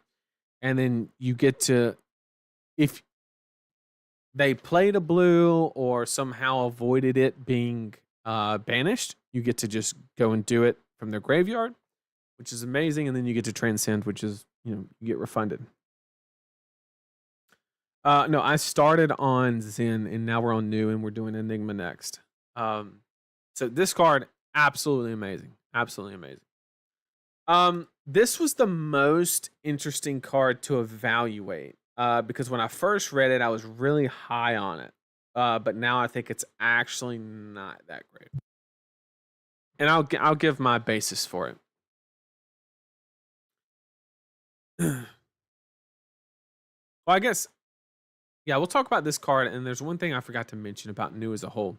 One thing that I really want to focus on each one of these heroes is try to identify when they want to transcend, right? It's very, very important. Identifying when the heroes are trying to transcend, right? So this one, it says you get +1 on all of them. So the color doesn't make it more powerful. It just changes how many cards you're looking at, right? Blue is 2, yellow 3, and red is 4. And it's from the top of their deck. And then you choose a card, you put it in front of your attack, and it blocks 0. If it's a blue, right? So as far as like looking at the opponent's hand and knowing what's coming and all of those things, you really only start extracting that value on the red one, right? Because then you have one unknown card to account for, because you're going to put 1 on the combat chain, that put 3 back on top, and there'll be 1 that they draw the next turn that you don't know about. As far as this one, or the blue one, which is the one I was most interested in, I think that it kind of serves the purpose of what the card's trying to do without investing a red slot in it. So I think the blue is the best version of this card. I don't think you need to go all the way to the 4 cards. I think 2 is more than enough. But overall, I was really high on this card at the beginning, but I think it's just not doing enough, me personally. So I needed to identify when new is trying to transcend. And I think new is actively trying to transcend on the attack reaction step. Is basically you're trying to, you playing your blue stealth card, and the reason that it is usually a blue stealth card is there are a lot of cards that say attack power of 1 or lower, do X, right? And honestly, the way that you should look at it is like this. Target attack action with 1 or less base gets +5, which basically, and this is a 0 call, so it basically turns it into a red because you're getting a 0 for 5. And so I think transcending in the reaction step, which allows you to then play your slither, right? If you can generate it on that turn, and then go into New's hero ability. Other than that, we've already talked about how you can not necessarily go into New's hero ability, but you also have the option to dump into Mask as well. So that's another key aspect if you go in the reaction phase, right? Or any time before that. The downside of new transcending defensively is you are actively telling your opponent. It's the difference of information, right? If you play a blue D-React like we talked about with Zen and transcend defensively so you're ready on offense, if you do that with new, you're saying, hey, I'm either going to banish a card from your hand or I'm going in your banish zone and playing cards at you. Which is valuable information, right? Because now maybe they don't block with that extra card because they know you're going to activate that, because that chi can't go anywhere else. It has to go in the pitch zone. It doesn't do, you can't arsenal it. You can't do anything. It has to go in the pitch zone. So they're going to save that extra card and it's going to influence how they block. Whereas if you do it in the reaction step, then they do not have that ability, right? Or it's much more difficult, right?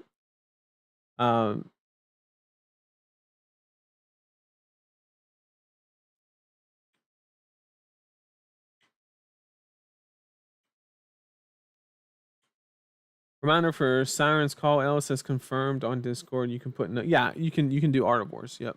Josh Scott cleared that up. Imagine grabbing your opponent's transcend card. The issue with grabbing their transcend card is if you ever transcend with their card, the chi goes to their hand, not your hand. So keep that in mind. That's why I think solely on information purposes, I think new is best transcending on offense. Okay? Clear that up. Obviously, the Slither token gives go again to any attack. Doesn't have to be assassin. That's or attack action card. And then same here, attack action card +1. So you can play those cards on the opponent's cards that you're playing out of their banner zone, whatever the case may be.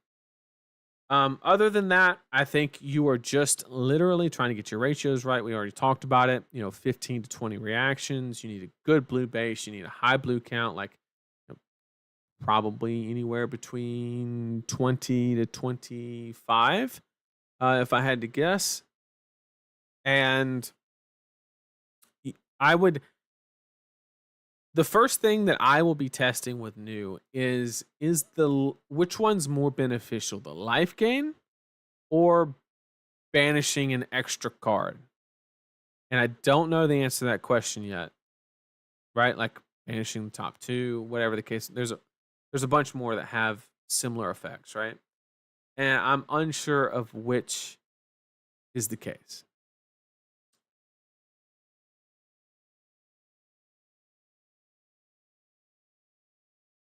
You can Siren's Call on the dagger. Absolutely. Absolutely. How does new play into Rangers? I don't think it does very well into Rangers. You have no hero text. I think fatigue is you're out. Yeah, I agree with Pockage. I think Azalea is good into all 3 of the heroes. 100%. Okay, so if there are no questions on new, I think we're going to move on to the last one. As far as is there any car? I think Nimblism is perfectly fine in new, although depending on who you're playing against, you have to ask yourself the question, is taking that blue from 1 to 4 really going to make a difference? Depending on armor, D-reacts, stuff like that. Yeah, the reason she doesn't play very well with the generic cards is she really has to have that stealth keyword to really get a lot of her effects, unfortunately. So I think she is a fatigue deck that has extra threat density due to being able to play the opponent's cards, and you need to make sure you have cards that can pseudo double react to turn on your double downs and your other text effects. And yeah, she will have a spot in the meta if Guardian ever gets out of line. She'll be there to check it. And I think you need to... The biggest question is, how does new handle into aggro? And currently, I don't see a solution. I don't think that... I just... Yeah. I just don't see... Like, Azuri has game into 5 because Azuri can be very efficiently disruptive, where she is inefficiently disruptive. Because there's already a situation where people are like, oh, I'll just outrace Azuri. Most of the time that doesn't work out, but like a very level 1 thought process is, I'll just keep punching Azuri and then not Arsenal, which is sometimes very valid. But even more so against new, because all her damage is at a lower rate than Azuri. Because you're not getting as many discard effects, as many, blow up your arsenal and stuff like that. So keep that in mind.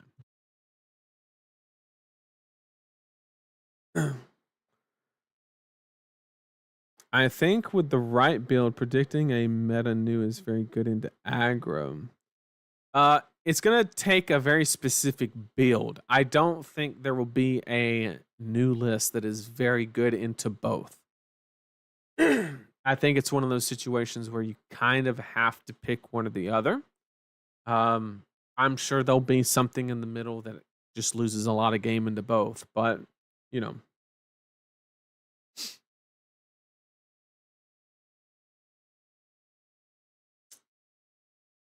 But yeah. All the pump reacts and also the cards that get buffed when you play reacts on. No. Snag only affects the pumps from the card itself. Right? So it affects like double down, but if you play a venomous bite onto an attack, snag does not affect it.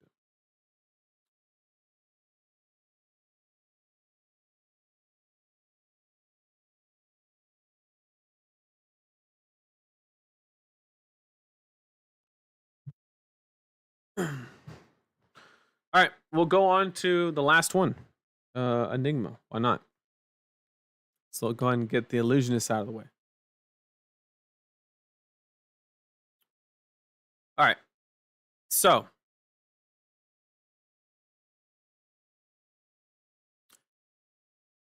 the first spectral shield attack each turn costs 1 less to activate.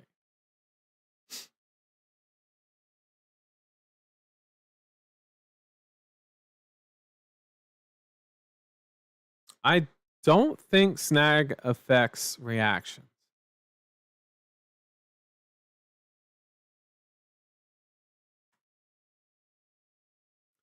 Action cards can't gain attack from their own effects or the effects of attack reaction. You're right. Oh, you're right. I was thinking it didn't affect warriors, and I thought it was that, but it's because it says attack action cards, not attack. Yep, you're right. Yeah, if you ever have a problem with new, just play snag, I guess. Oh man. Okay. Enigma. First spectral shield attack each turn costs 1 less to activate, which is going to be very important when we bring up the weapon. And then once per turn, her chi effects is going to be create a spectral shield token with a +1 counter on it, which is also important when we get to the weapon we're about to talk about. Okay. Which is where? Where is said weapon? Am I blind? Or is it not here? Where did it go? Here it is. Oh, it's just an illusionist weapon. That's why. Okay. So our weapon during the turn or as you control with ward are weapons with base attack equal to their ward, right? So whatever the ward is, spectral shields are automatically 1. And then whatever anything is, that's their attack, right? And then it costs 1 to attack with it.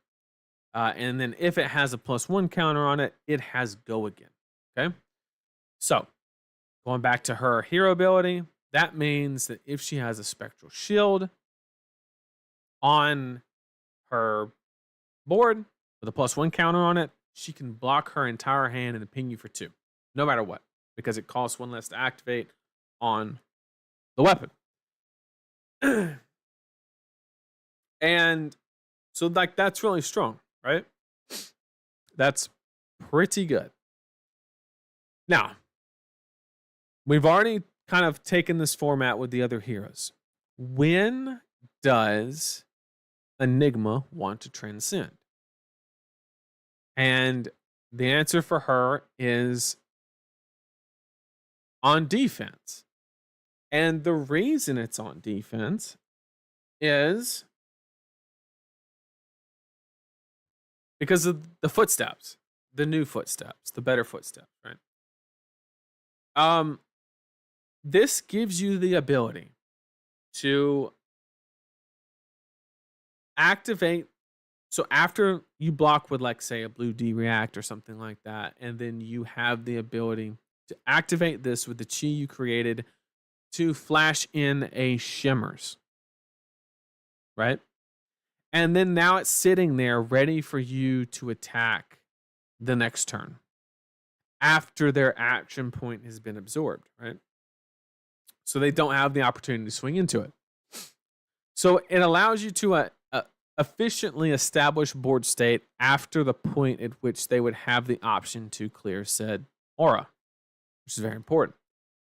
Whereas on offense, you're like playing it and then swing with it, and then they get to make the value analysis on whether they destroy it or attack you, right?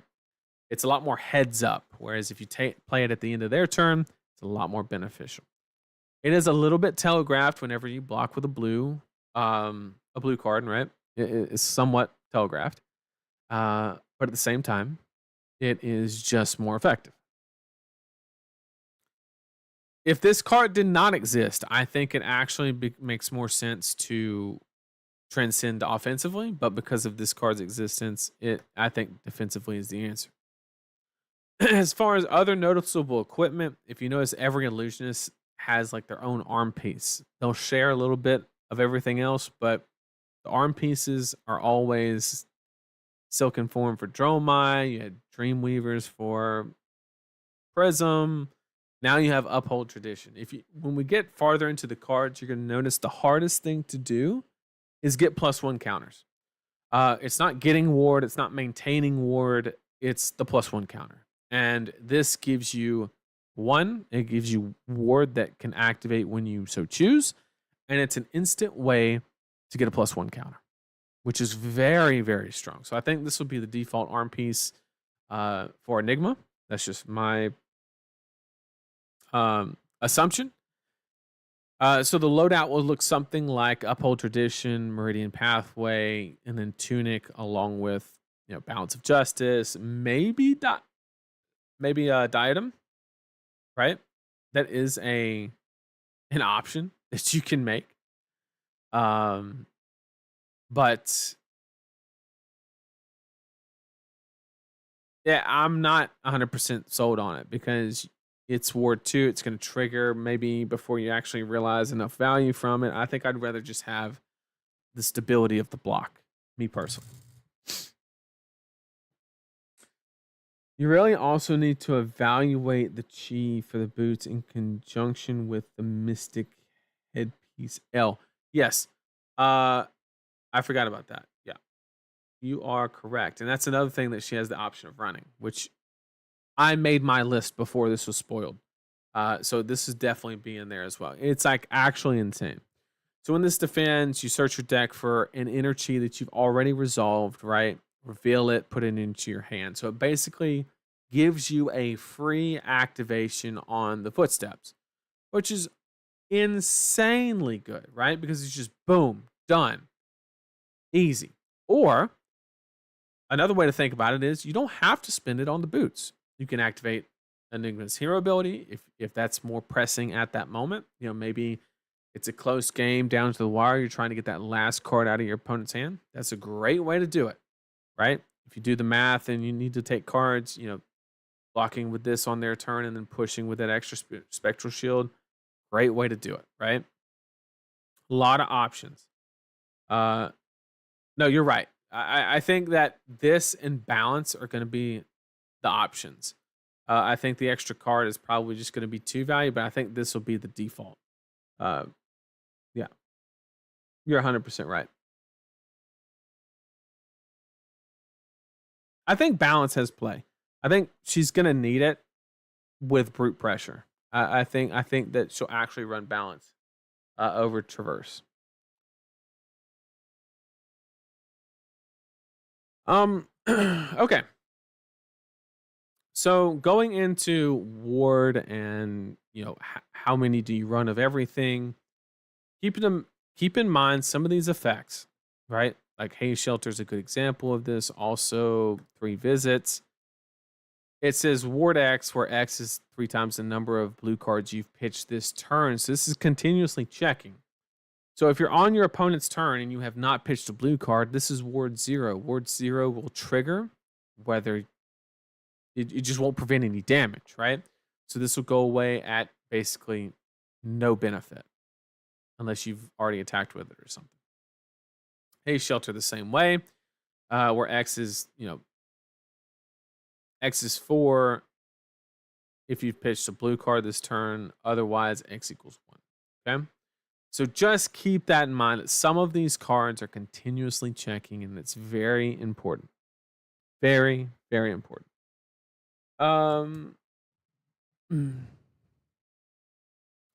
These two specifically in red are kind of the all-stars. Being able to drop ward at an instant ability, kind of, it doesn't completely negate, but it does somewhat negate the fact that it does not block, right? Because you can always leverage your tunic counter and drop this, and then it basically, gives you the opportunity. Or you can play a Waning Vengeance and a Waxing Spectre on the same turn. You have those lines available to you. But most importantly, these are the most relevant instant speed auras with ward that we got. I think 3 visits is, hate to say it, but I think 3 visits is one of the worst cards in the set. Haze Shelter is very situational. I don't think it quite makes the deck anymore. I think Manifestation is a great card. And of course, her specialization is phenomenal as well. But other than that, that's like all her instant auras, right? Other than the Yellow Majestic, I believe. Let me check. I think the Yellow Majestic is an instant. This one. It is an instant. Okay. The rest of them are just actions, which basically is going to take your action point and makes them much more difficult to play. So we have this one, which is insane. Insane card right there. Which, if you really think about it, if you just run the red of the Waning Vengeance and the Waxing, you basically, you have a bunch of no blocks in the deck, yes. Also, another thing that's very important in this deck is breakpoints. Breakpoints are huge, right? Which is why we're going to run a lot of D-Reacts. I think you have to, 10K's in there, 100%. 100% 10K's in there. So this is basically the basis from my current list. Once again, this is very quickly made. This is a starting point. This has not been refined, tweaked, or anything like this. The basis is I have a bunch of blue defensive cards like Chakra, Big Blue Sky, Hold the Line, some blue defensive options that allow me to play my transcend cards on defense, right? Is kind of the idea. Yep. We have Sinks and Fates in there as well. We have blue Reinforce, and we have 10K here. And these are cards that Spectral, like, the aggro match is interesting. And I was trying to find ways to, like, kind of, have a little bit more game into it and stuff like that. So I haven't played with this card yet. It's just something that I'm entertaining the idea of. It's a better curved, you have the ability to, if you have a Spectral Shield, you can swing it and then throw this for like a 1-card 6, right? With Enigma's hero ability. Which is why I think this card is technically better than Spears of Surreality. Although I understand it's a lot more conditional. But it's also a lot less conditional because you don't have to pitch for it. So only the go again is what's conditional, which is fine. So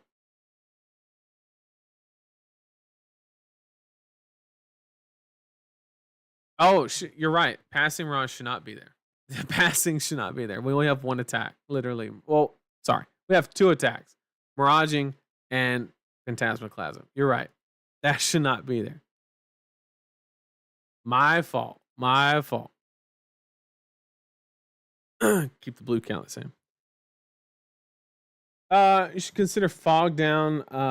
Fog Down is like okay against specifically Ranger. Basically, it's extra copies of Warmongers. Yeah, I literally just threw it in because I was like, yeah, that's a good card.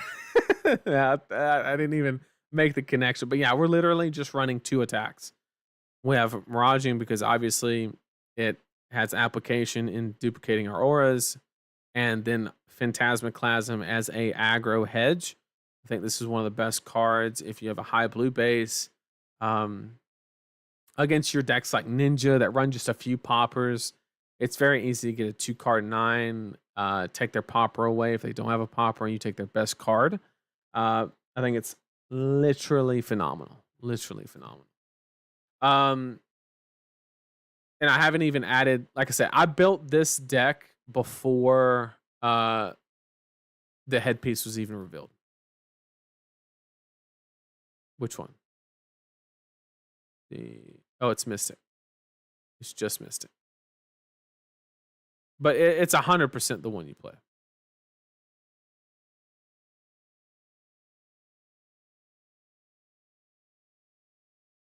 I guess it's not in there.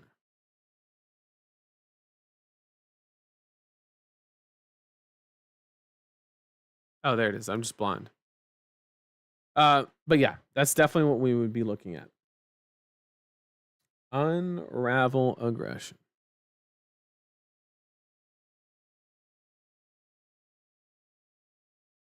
Random question about the set. What are people feeling about the gold pack that comes with Enigma? I've heard great. I mean, like anything to make opening packs more exciting, I'm all for from like a general basis, right? Chase cards, stuff like that. I think it moves product, I think, which helps business. Like, I think it's overall a positive thing. But at the same time, I think that putting playable heroes, like basically, the second you print exclusive heroes at that rarity that are like normally playable, you basically concede the fact that Blitz will ever be a competitive format ever again. Like Blitz at Worlds. If a hero that is remotely competitive is only at the legendary or Marvel rarity, whatever it is a disaster. Like, it's okay if it's Shiana, right? Because it's Shiana, right? But like, so if they do it, the hero has to be so bad.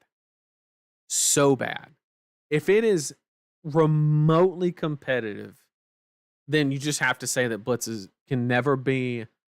You can never give somebody a gold foil due to blitz ever again. You just can't do it, or you're really doing something wrong. My opinion. Yeah, like Emperor. If like let's say Emperor ever becomes heavy meta, and Blitz becomes a format, then that shoots up to $150, and people are paying $150 just to play a hero, and then they have to buy Storm Striders and Braveforge Bracers. You're just asking way too much. So if the hero's bad, like really bad, I'm perfectly okay with it. If it's at all competitive, you can't hold competitive Blitz events. That's where I'm at with it. I hope that answered your question.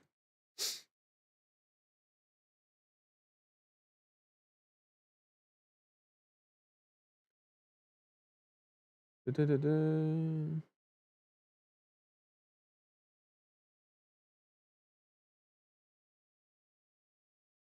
Yeah, it just comes down to how playable is it. So going back to, and let's look at some of the cards. We already went over the instance. Manifestation is great. Once again, anytime the one thing that you'll see in common with all of these cards is very difficult to get +1 counters. That's kind of like the bottleneck. It's very easy to get ward. You can pull ward out of your ass all the time, but it's very difficult to get the +1 counters, with the exception of Enigma's hero ability. So any cards that add them are great. This is her. Put 1 +1 counter on each aura with ward you control. This is it. This is like, if you're ever ahead in the game and you resolve this card, it is actually just, it's Jover. It is so Jover.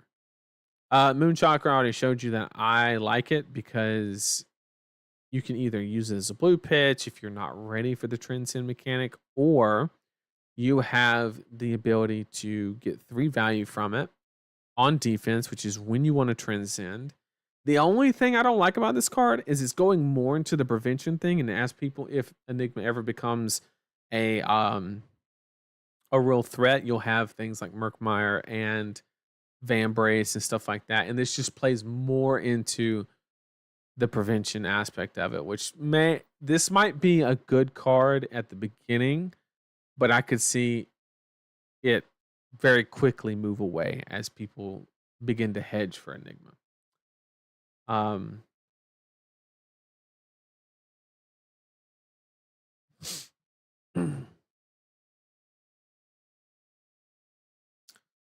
So yeah, we already talked. The red ones on waxing and waning are just amazing. They're good value. Waxing especially comes in with the +1. Once again, +1 counters are hard to get. So let's keep going to the Illusionist. Okay.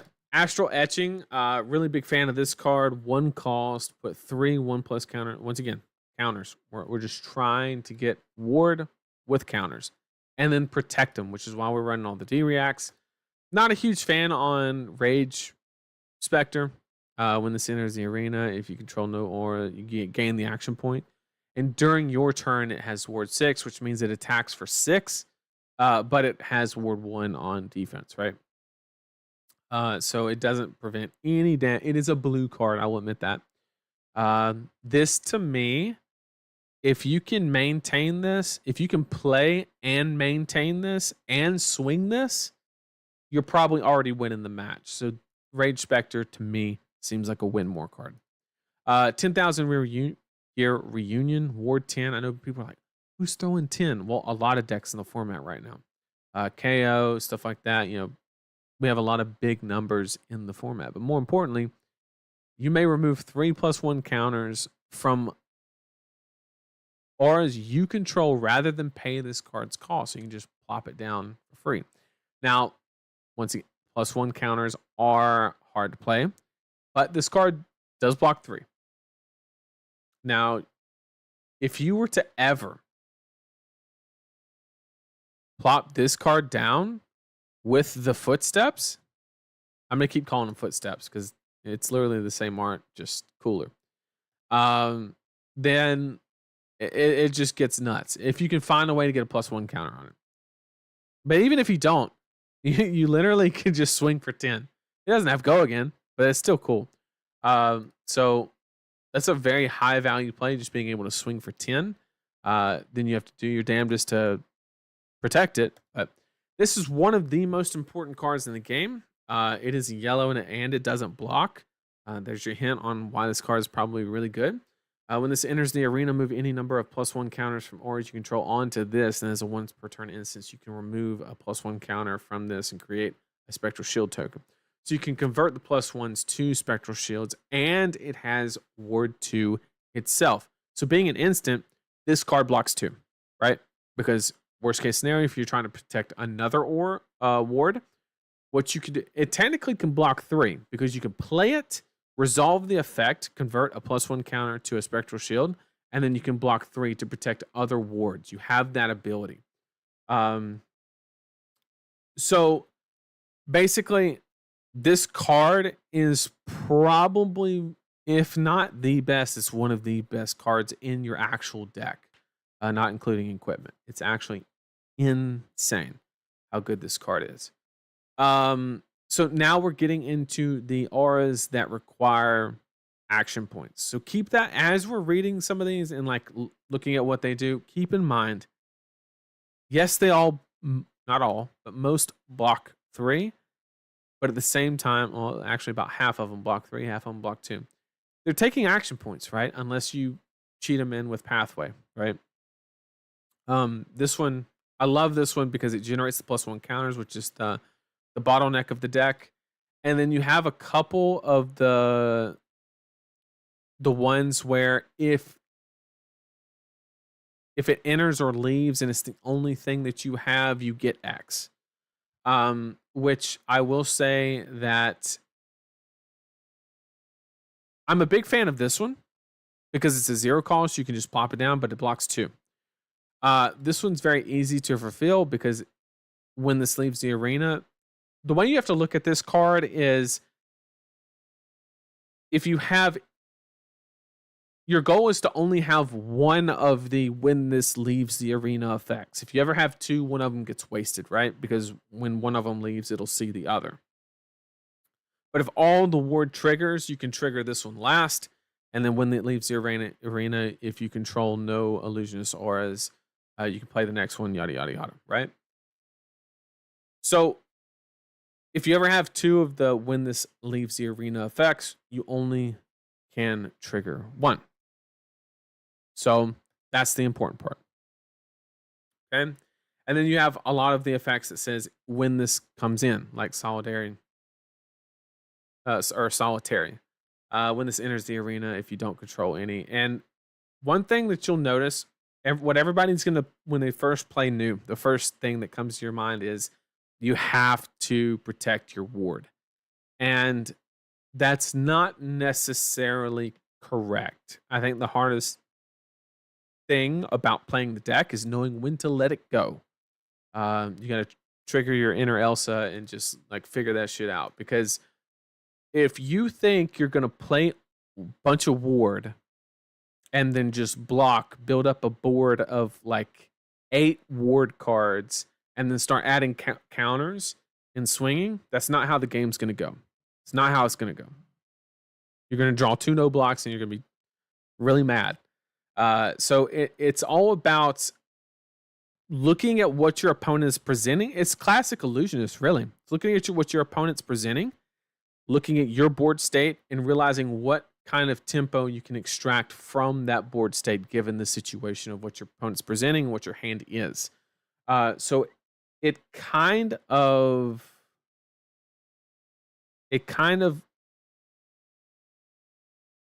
I don't know. It's a deck that kind of revolves around a lot of different tempo swings within one given match. Not exactly. It depends on the effects, Nathan, for the leaving ones. Does it? Let's see. When this enters at the start of your turn, when this leaves. When this leaves the arena, create a spectral shield token. Yeah, I'm sorry. So when it leaves, if it says that this is the only one, if you control no, you're correct. I worded that incorrectly. Having 2 of these on the board is bad, right? But if you have one of these, it doesn't affect it, right? Because it doesn't say control no other illusion. I was just referring to the ones that say when this leaves the arena, if you control no illusionist auras. My fault. But yeah, Z is correct. So this one places counters. This one is going to when it leaves the arena. Once again, if you control no, so these conflict. Essence of body and vengeful, right? If you have both of these, you're only going to get one of the triggers. The next time you would be dealt damage by a red source this turn, prevent it.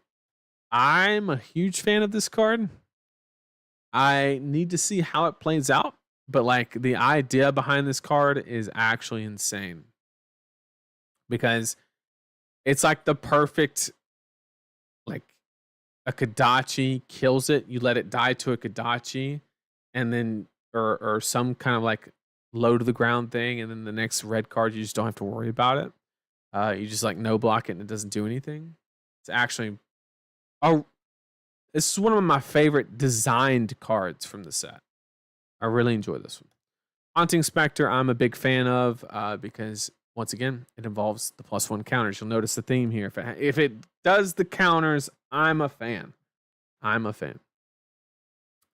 I think this is actually how you leverage game into the brutes because a lot of the attack patterns are red card, claw, red card. The problem is you have to protect your other auras. So this one will trigger, and then you can block the claw pretty easily, right? And then the next attack, if they are in that line, sometimes they can go like wild ride, pulping, so forth. But the typical line is discard, claw, and then closer.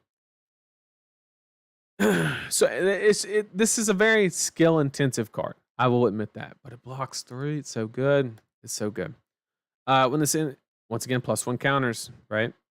If you control no other illusionist counters, put 3 counters on this. So this plays really well with the yellow because it can get 3 counters on it, and you can distribute the counters to this card and then turn them into Spectral Shield tokens. If that's your game plan, right? One thing I wanted to note, yes, Enigma does not have a weapon, right? I know that illusionists have typically had the weakness of not having a weapon. But one thing that, yeah, roughshod would suck in that situation, 100%. And God, that card's so good too. Although Enigma technically does not have like what is traditionally considered a weapon, right? She does have as far as like a fatigue concept, she does have a weapon, right? Because as the transcend cards are flipped, she can then just, no matter what, pitch the cheat card, turn it into a Spectral Shield token, and then during the next turn, swing it for free. That's 2 damage, right? It's not the best weapon on the planet, but it's the best illusionist has ever had in regards to a fatigue final game state. So keep that in mind. I'm not saying that the games will come down to that, but I'm saying that if certain matches you have to play to that, understand it, utilize it, right? That's why I was saying earlier that she is the one that can best utilize Chi second and third cycle.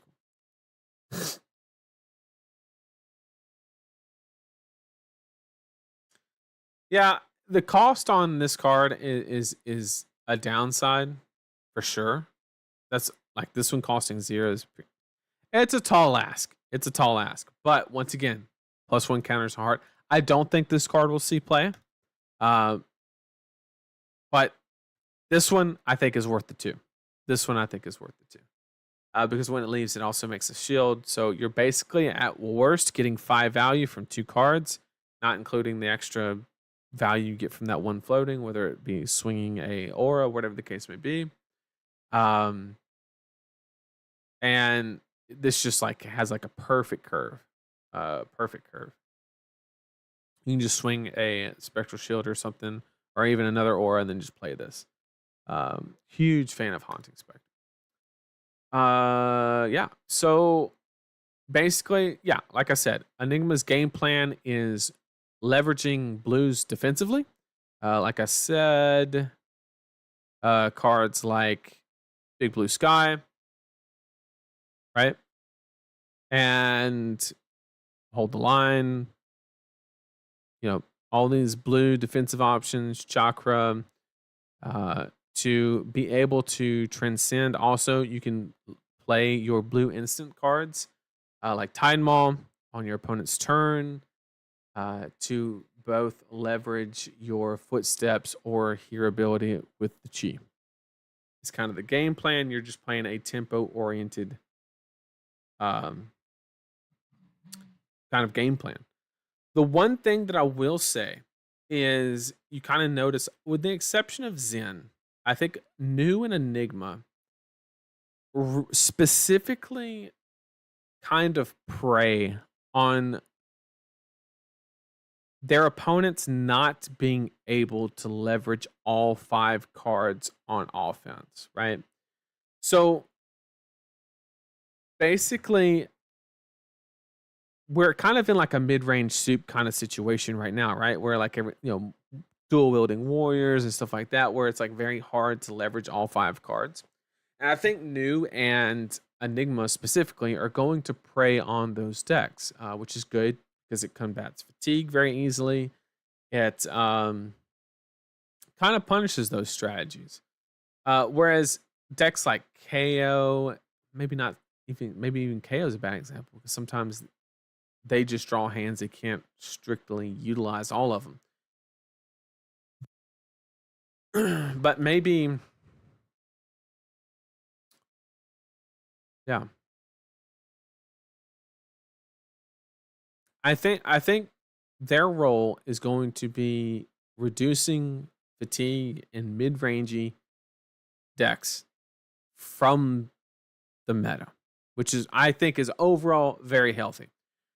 Does it create very polarized matchups as a result, or like that's how it accomplishes it? Probably, and that's another discussion to be had on another day. But ultimately, these two decks, specifically Enigma and New, are going to prey on those decks that cannot utilize all cards offensively. So when you're prepping for your Nats, ask yourself that question. How easily can your deck utilize all cards on offense? Because I think that's going to play a very key role in the meta that we're going to see up and coming. So, chat. We went over a baseline of each hero. Kind of talked about them, what they want to be accomplishing, stuff like that. Even showed you like a sample list on a couple. If you want to see those, they will be in the TheCardGuyz Discord under Stream Deck List. I'll put the new and the Enigma one in there. And other than that, I'm here to answer any questions. Simple as that. I'm not in a hurry to go anywhere. I'm not running anywhere. But I've basically said what I really wanted to say so far. I would love to do a tier list. I just don't know enough right now. And just like I said at the beginning, I don't want to be first. I want to be right. So we're going to study this meta for a week. Or not, there's not really a meta to be studied, but we're going to study the cards and kind of do some theory crafting and stuff like that, and kind of like theory-based stuff, and come up with a... We're going to try to do a tier list next week, but that may even be a little soon. But we might just have to because we're running out of time. But if you have any questions, throw them in chat right now. I'd love to answer them. Or maybe not questions, maybe statements. Let me know something. I'm all ears. I'm all ears. What are you most excited for? I am most excited for... Okay. I'm cautiously optimistic about the removal of the mid-rangey soup that we currently are in, where everybody is kind of just playing good math, which sounds a little hypocritical because historically that's the decks that I have played. I just don't like an environment where everybody's trying to do that, because then it just becomes redundant, boring, and so on. So I think these decks will force people away from that. It may take some time to get to that point, but I think that will be what the end result is. I'll tell you what I'm not the most excited for. I was really excited about Levia. There's a lot of Levia hate in this format. Both, like, New just seems so scary, and the graveyard card, and I don't know. I don't think Levia is bad. Don't get me wrong. It just there's a lot more cards that interact with her in a way that I do like. It's weird. It's a weird one. So, as far as which one I'm looking forward to playing the most, it's actually probably Zen. Between those. You think any of the new heroes will make significant competitive impact, or KO, Azalea, Victor, still top dogs? I think New will not make immediate impact. That's just unless somebody finds a way to make the hyper fatigue work and not get hated out by other fatigue.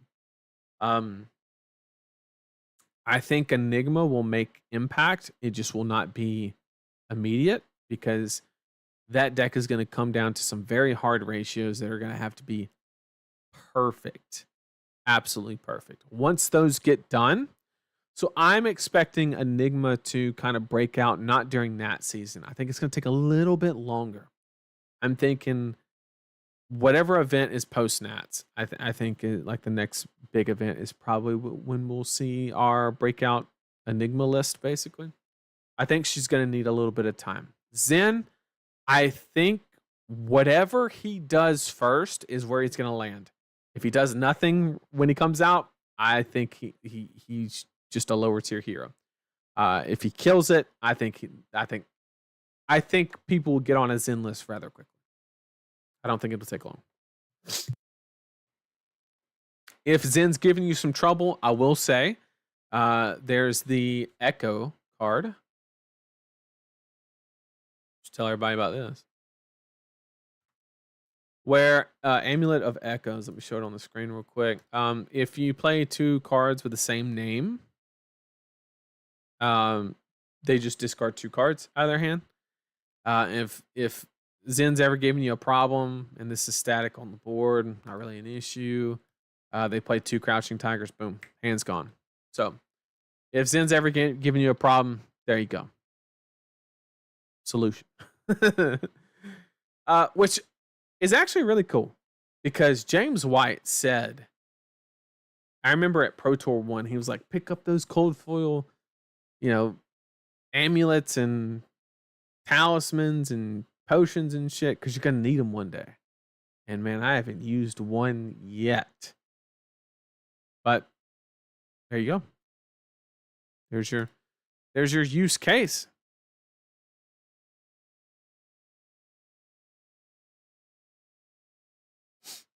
Let me get caught up in chat. Which deck do you think will see the most play at Nats? Just between the 3, or is it too close? I think it'll be Enigma. I think will be the most played between the 3. I think Zen will take the longest time to figure out. Actually, interesting. Did you go over some of the expansion cards already? Yeah, I kind of gave my the quick and dirty. You can always go back and check out the VOD, but the quick and dirty was the Teklo pieces don't really change anything. If you're playing the slow mid-range Riptide, the Riptide card's good. Kindle is amazing. The Ranger arm piece is kind of mid. The Max card's really good. The Victor card's really good. The Olympia card is overhyped. And Horror and Eulogy are both really good. Oh yeah, Talisman of Warfare. I did play Talisman of Warfare in Briar. That is correct. I did. God, it's been so long since I played Briar. I miss it. I miss it. Where's Riptide at? I think he has a place. The question is, does the fatigue get scared away? Like the hard fatigue, like Decimator, Bolt and shit we saw in Poland. That's the question. If that stuff goes away, I think Riptide has a place. If that stuff stays, probably not. Amnesia playsets at the ready. That too. Is the crazy 296 Zen deck going to be real or just Magical Christmas Land? It has combo potential. So I mentioned this a little bit when I went over Zen. When the Tiger Swipe card came out, the same thing happened with Phoenix. Here's what's going to happen. When Zen releases, everybody's going to hit up Twitter and Facebook and post their pictures of doing 135 damage. But they're not going to tilt the camera up and show their opponent that's chewing on his cards that decide not to block, right? Or blocked evenly and got breaking scales, which allowed the Tiger Swipe to hit, which refunded the 14 different, Crouching Tigers, which allows them to go 8 cards wide into Assault the Wound for 100. Like, you're going to see this grandiose stuff that is very doable. But when you try to execute it against high level players, it's going to be much more difficult. Am I going to say, am I saying that it's bad? Am I saying that it's not doable against good players? Absolutely not. I'm saying that you're going to have game plans and ideas and support to help it. It's not just going to rely on letting Tiger Stripe or Swipe hit your opponent. Like, that's not a valid strategy.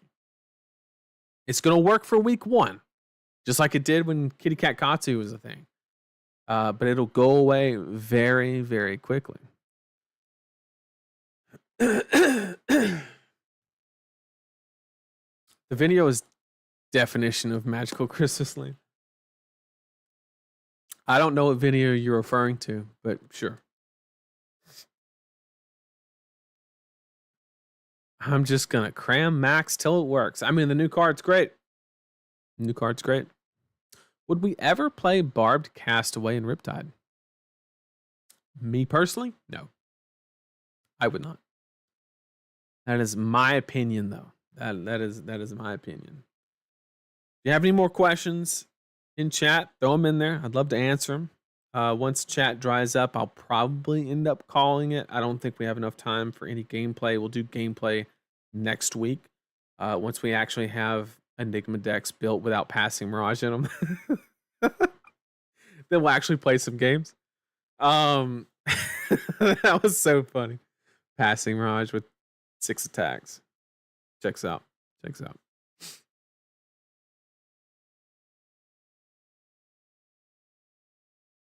you have any questions, just drop them in. I would love to answer them.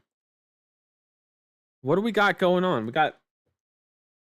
So the world premiere is this weekend, and then pre-releases are the weekend following, right? And then 2 weeks till Nats after that. Yep. We also need to wait till Talon Shark codes everything. That is correct. I tell you what, shout out to those people, to Philip over at Fabrary, to everybody involved with Talon Shark. That's a lot of work that goes into that stuff, and I really appreciate it personally because I think they got like heavy hitters fully implemented in like 2 or 3 days after. It was just insane. They're absolutely killing it. Not to dig up an old topic, but have you checked out any other TCGs? I do it and I feel a bit tired of games. So the couple streams ago, I kind of mentioned where my head was at with kind of Fab, and I do see a type of reversal as we get away from this mid-rangey soup, if that is what it ultimately ends up happening. But to be honest with you, my personality and like the way that I just work is I don't like I'm just a person where I would rather do one thing and do it really well than like 4 or 5 different things. And I'm not saying that if you play multiple TCGs, you're bad at or you're worse at all of them. I'm not saying that because you have people like Hamilton and stuff like that. I'm just saying that given my time constraints, wife, 2 kids, got a lot going on and content creation and stuff like that, like I have a finite amount of time that I can dedicate toward hobby stuff, right? And I would rather funnel all of that into one thing and kind of like just do my best at that thing than kind of branch out. Because the way my mind works, I just really want to just, I find something that fascinates me and I go hard. That's just what I've always done. Period. Did I have a fun time streaming tonight? I did. It was a breath of fresh air. The new cards. I feel like I I think people are exaggerating a little bit comparing it to Tales of Aria. I think they need to pump the brakes a little bit. I don't. The cards are good, but I think they need to just take a deep breath, slow down a little bit, and it's a step in the right direction. I 100% agree. I think the design around this set is amazing. LSS are some of the best in the business, right? At doing that, they got some great devs over there.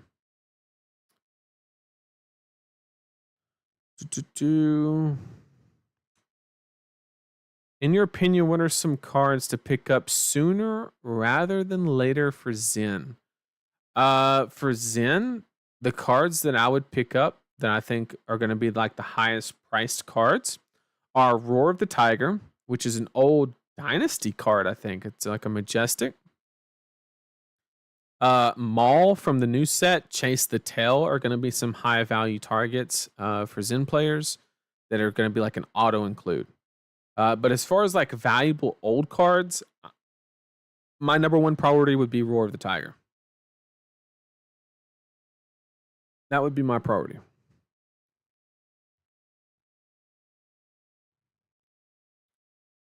Can't remember if you said Fab. Fab is my first TCG. But I feel like I improve when I hop around in games. Yeah. No, I understand the value. I don't know. When I do something and I enjoy it, I go deep. I go in. I go in. Me personally. Thoughts on Blanche? I love it. I love the card. 7, so it's an actual popper against Prism. It turns off pitch color, which is important for a lot of the new heroes. Also important into Prism. It's just like the real Prism hate. If like Fighting Spirit is cool, but it ain't that, right? Blanche, I think, is the new 7 power popper. If you're adding it to the sideboard, I think Blanche is the one because it removes the Luminaris effect, right?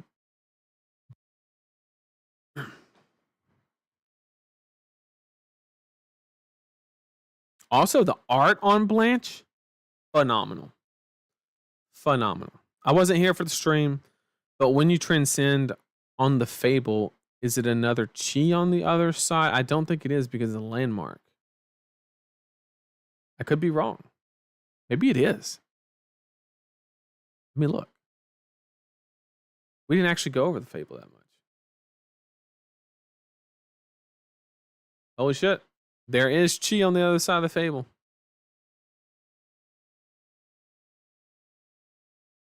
There is. It's there. The Fable does have a Chi side. Yep.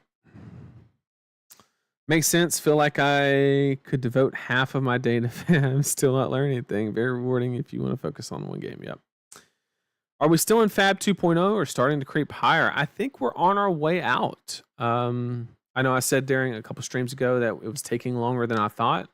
But I think the piece that like really kind of clicked that we're actually heading in the right direction is there are cards that are challenging the old staples, right? Like this coming out, not being legendary, being arguably better than Snapdragon Scalers, right? For the deck. Now, it's not a generic, of course, but they are releasing common equipment that is the best option, right? You have the arm pieces for, I think this is going to be the best option. You have something that is going to fight with Tunic. I don't know if it'll win, but we will see. But same thing here, right? Just, I think that was the big tell. Because, like, it's been a while since we had, like, a really good, playable cold foil common, right? Like, not counting weapons. It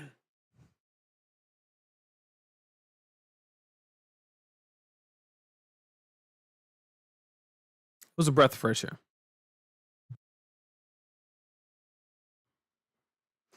What would you evaluate as a success from this set? Example, 2 top tier or just meta shift? I think that it's introducing. Okay. I think the important thing about this set is whether the transcending is actually powerful or not, right? Like, let's just put that aside, whether it is or is not. It will probably feel powerful, right? Now, why do we care about something artificially feeling powerful? Well, that keeps players engaged, right? That was, for the casual scene, people want to do things that feel powerful. And not just the casual scenes, the competitive people too. They want to do things that feel powerful, right?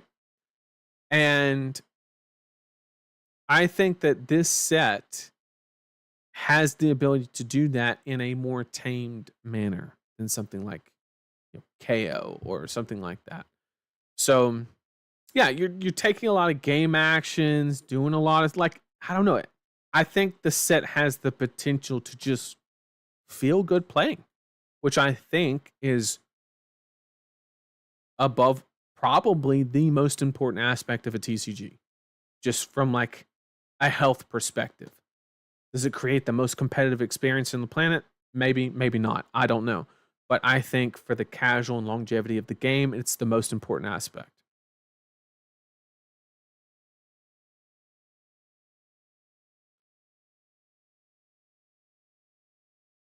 Yeah, whether the heroes make an immediate impact on the meta, I don't think that dictates whether it was a successful set or not.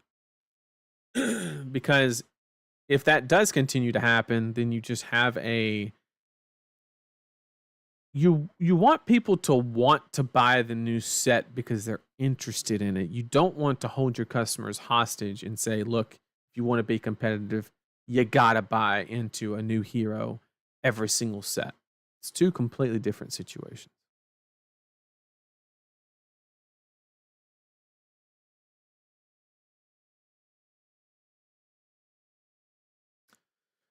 All right. It looks like the chat has dried up, but I want to thank each and every one of you for being here. It means the world, honestly, honestly. Um, I love doing these videos and just trying to provide value to all of you in some way. Obviously, it's not the end all be all. It's not the one stop shop, right? You're not getting every single answer you ever thought of. I'm just trying to give some ideas, start some thought processes and stuff like that. And we got one more question. Thoughts on the new changes to the LL system? I I don't know. I don't know how to evaluate the new LL system because my initial thought process was I loved playing that hero, and I wish I could have played her longer. And this change would support that idea. But do we get a situation where we have like too many heroes and it's too diluted, or I don't know. I don't know. 2 secs to cover the expansion slots. I already covered it twice. You'll have to catch that in the VOD. I don't want to hold everybody hostage and do it again. What do you think about Victor and MST? I don't think Guardian's in an amazing spot. I think the Victor card is phenomenal. Don't get me wrong. But I think that there's a lot of decks that kind of. It's KO. KO is Victor's problem. To beat KO consistently, you have to go the fatigue route. And that's not even like that amazing. It just makes it into a winnable, consistently winnable matchup. But then you make your deck literally worse into every other deck in the format. So like, what do you want? And that's kind of Victor's problem. So I think he's a respectable deck, but I don't think it's gonna do it. I don't think it's gonna cut it. But yep. If that's all the questions, thank you guys for joining me. Really do appreciate it. Hope everybody got something from it. And if you have any questions, put them in the comments down below. I'd love to answer them. And yeah, I will see everybody on next Wednesday, and we'll definitely do some gameplay, 100%. I'm trying to do like every other weekend, make sure I get some gameplay in because I know a lot of people enjoy that stuff. So I will catch y'all later. Y'all have a good night.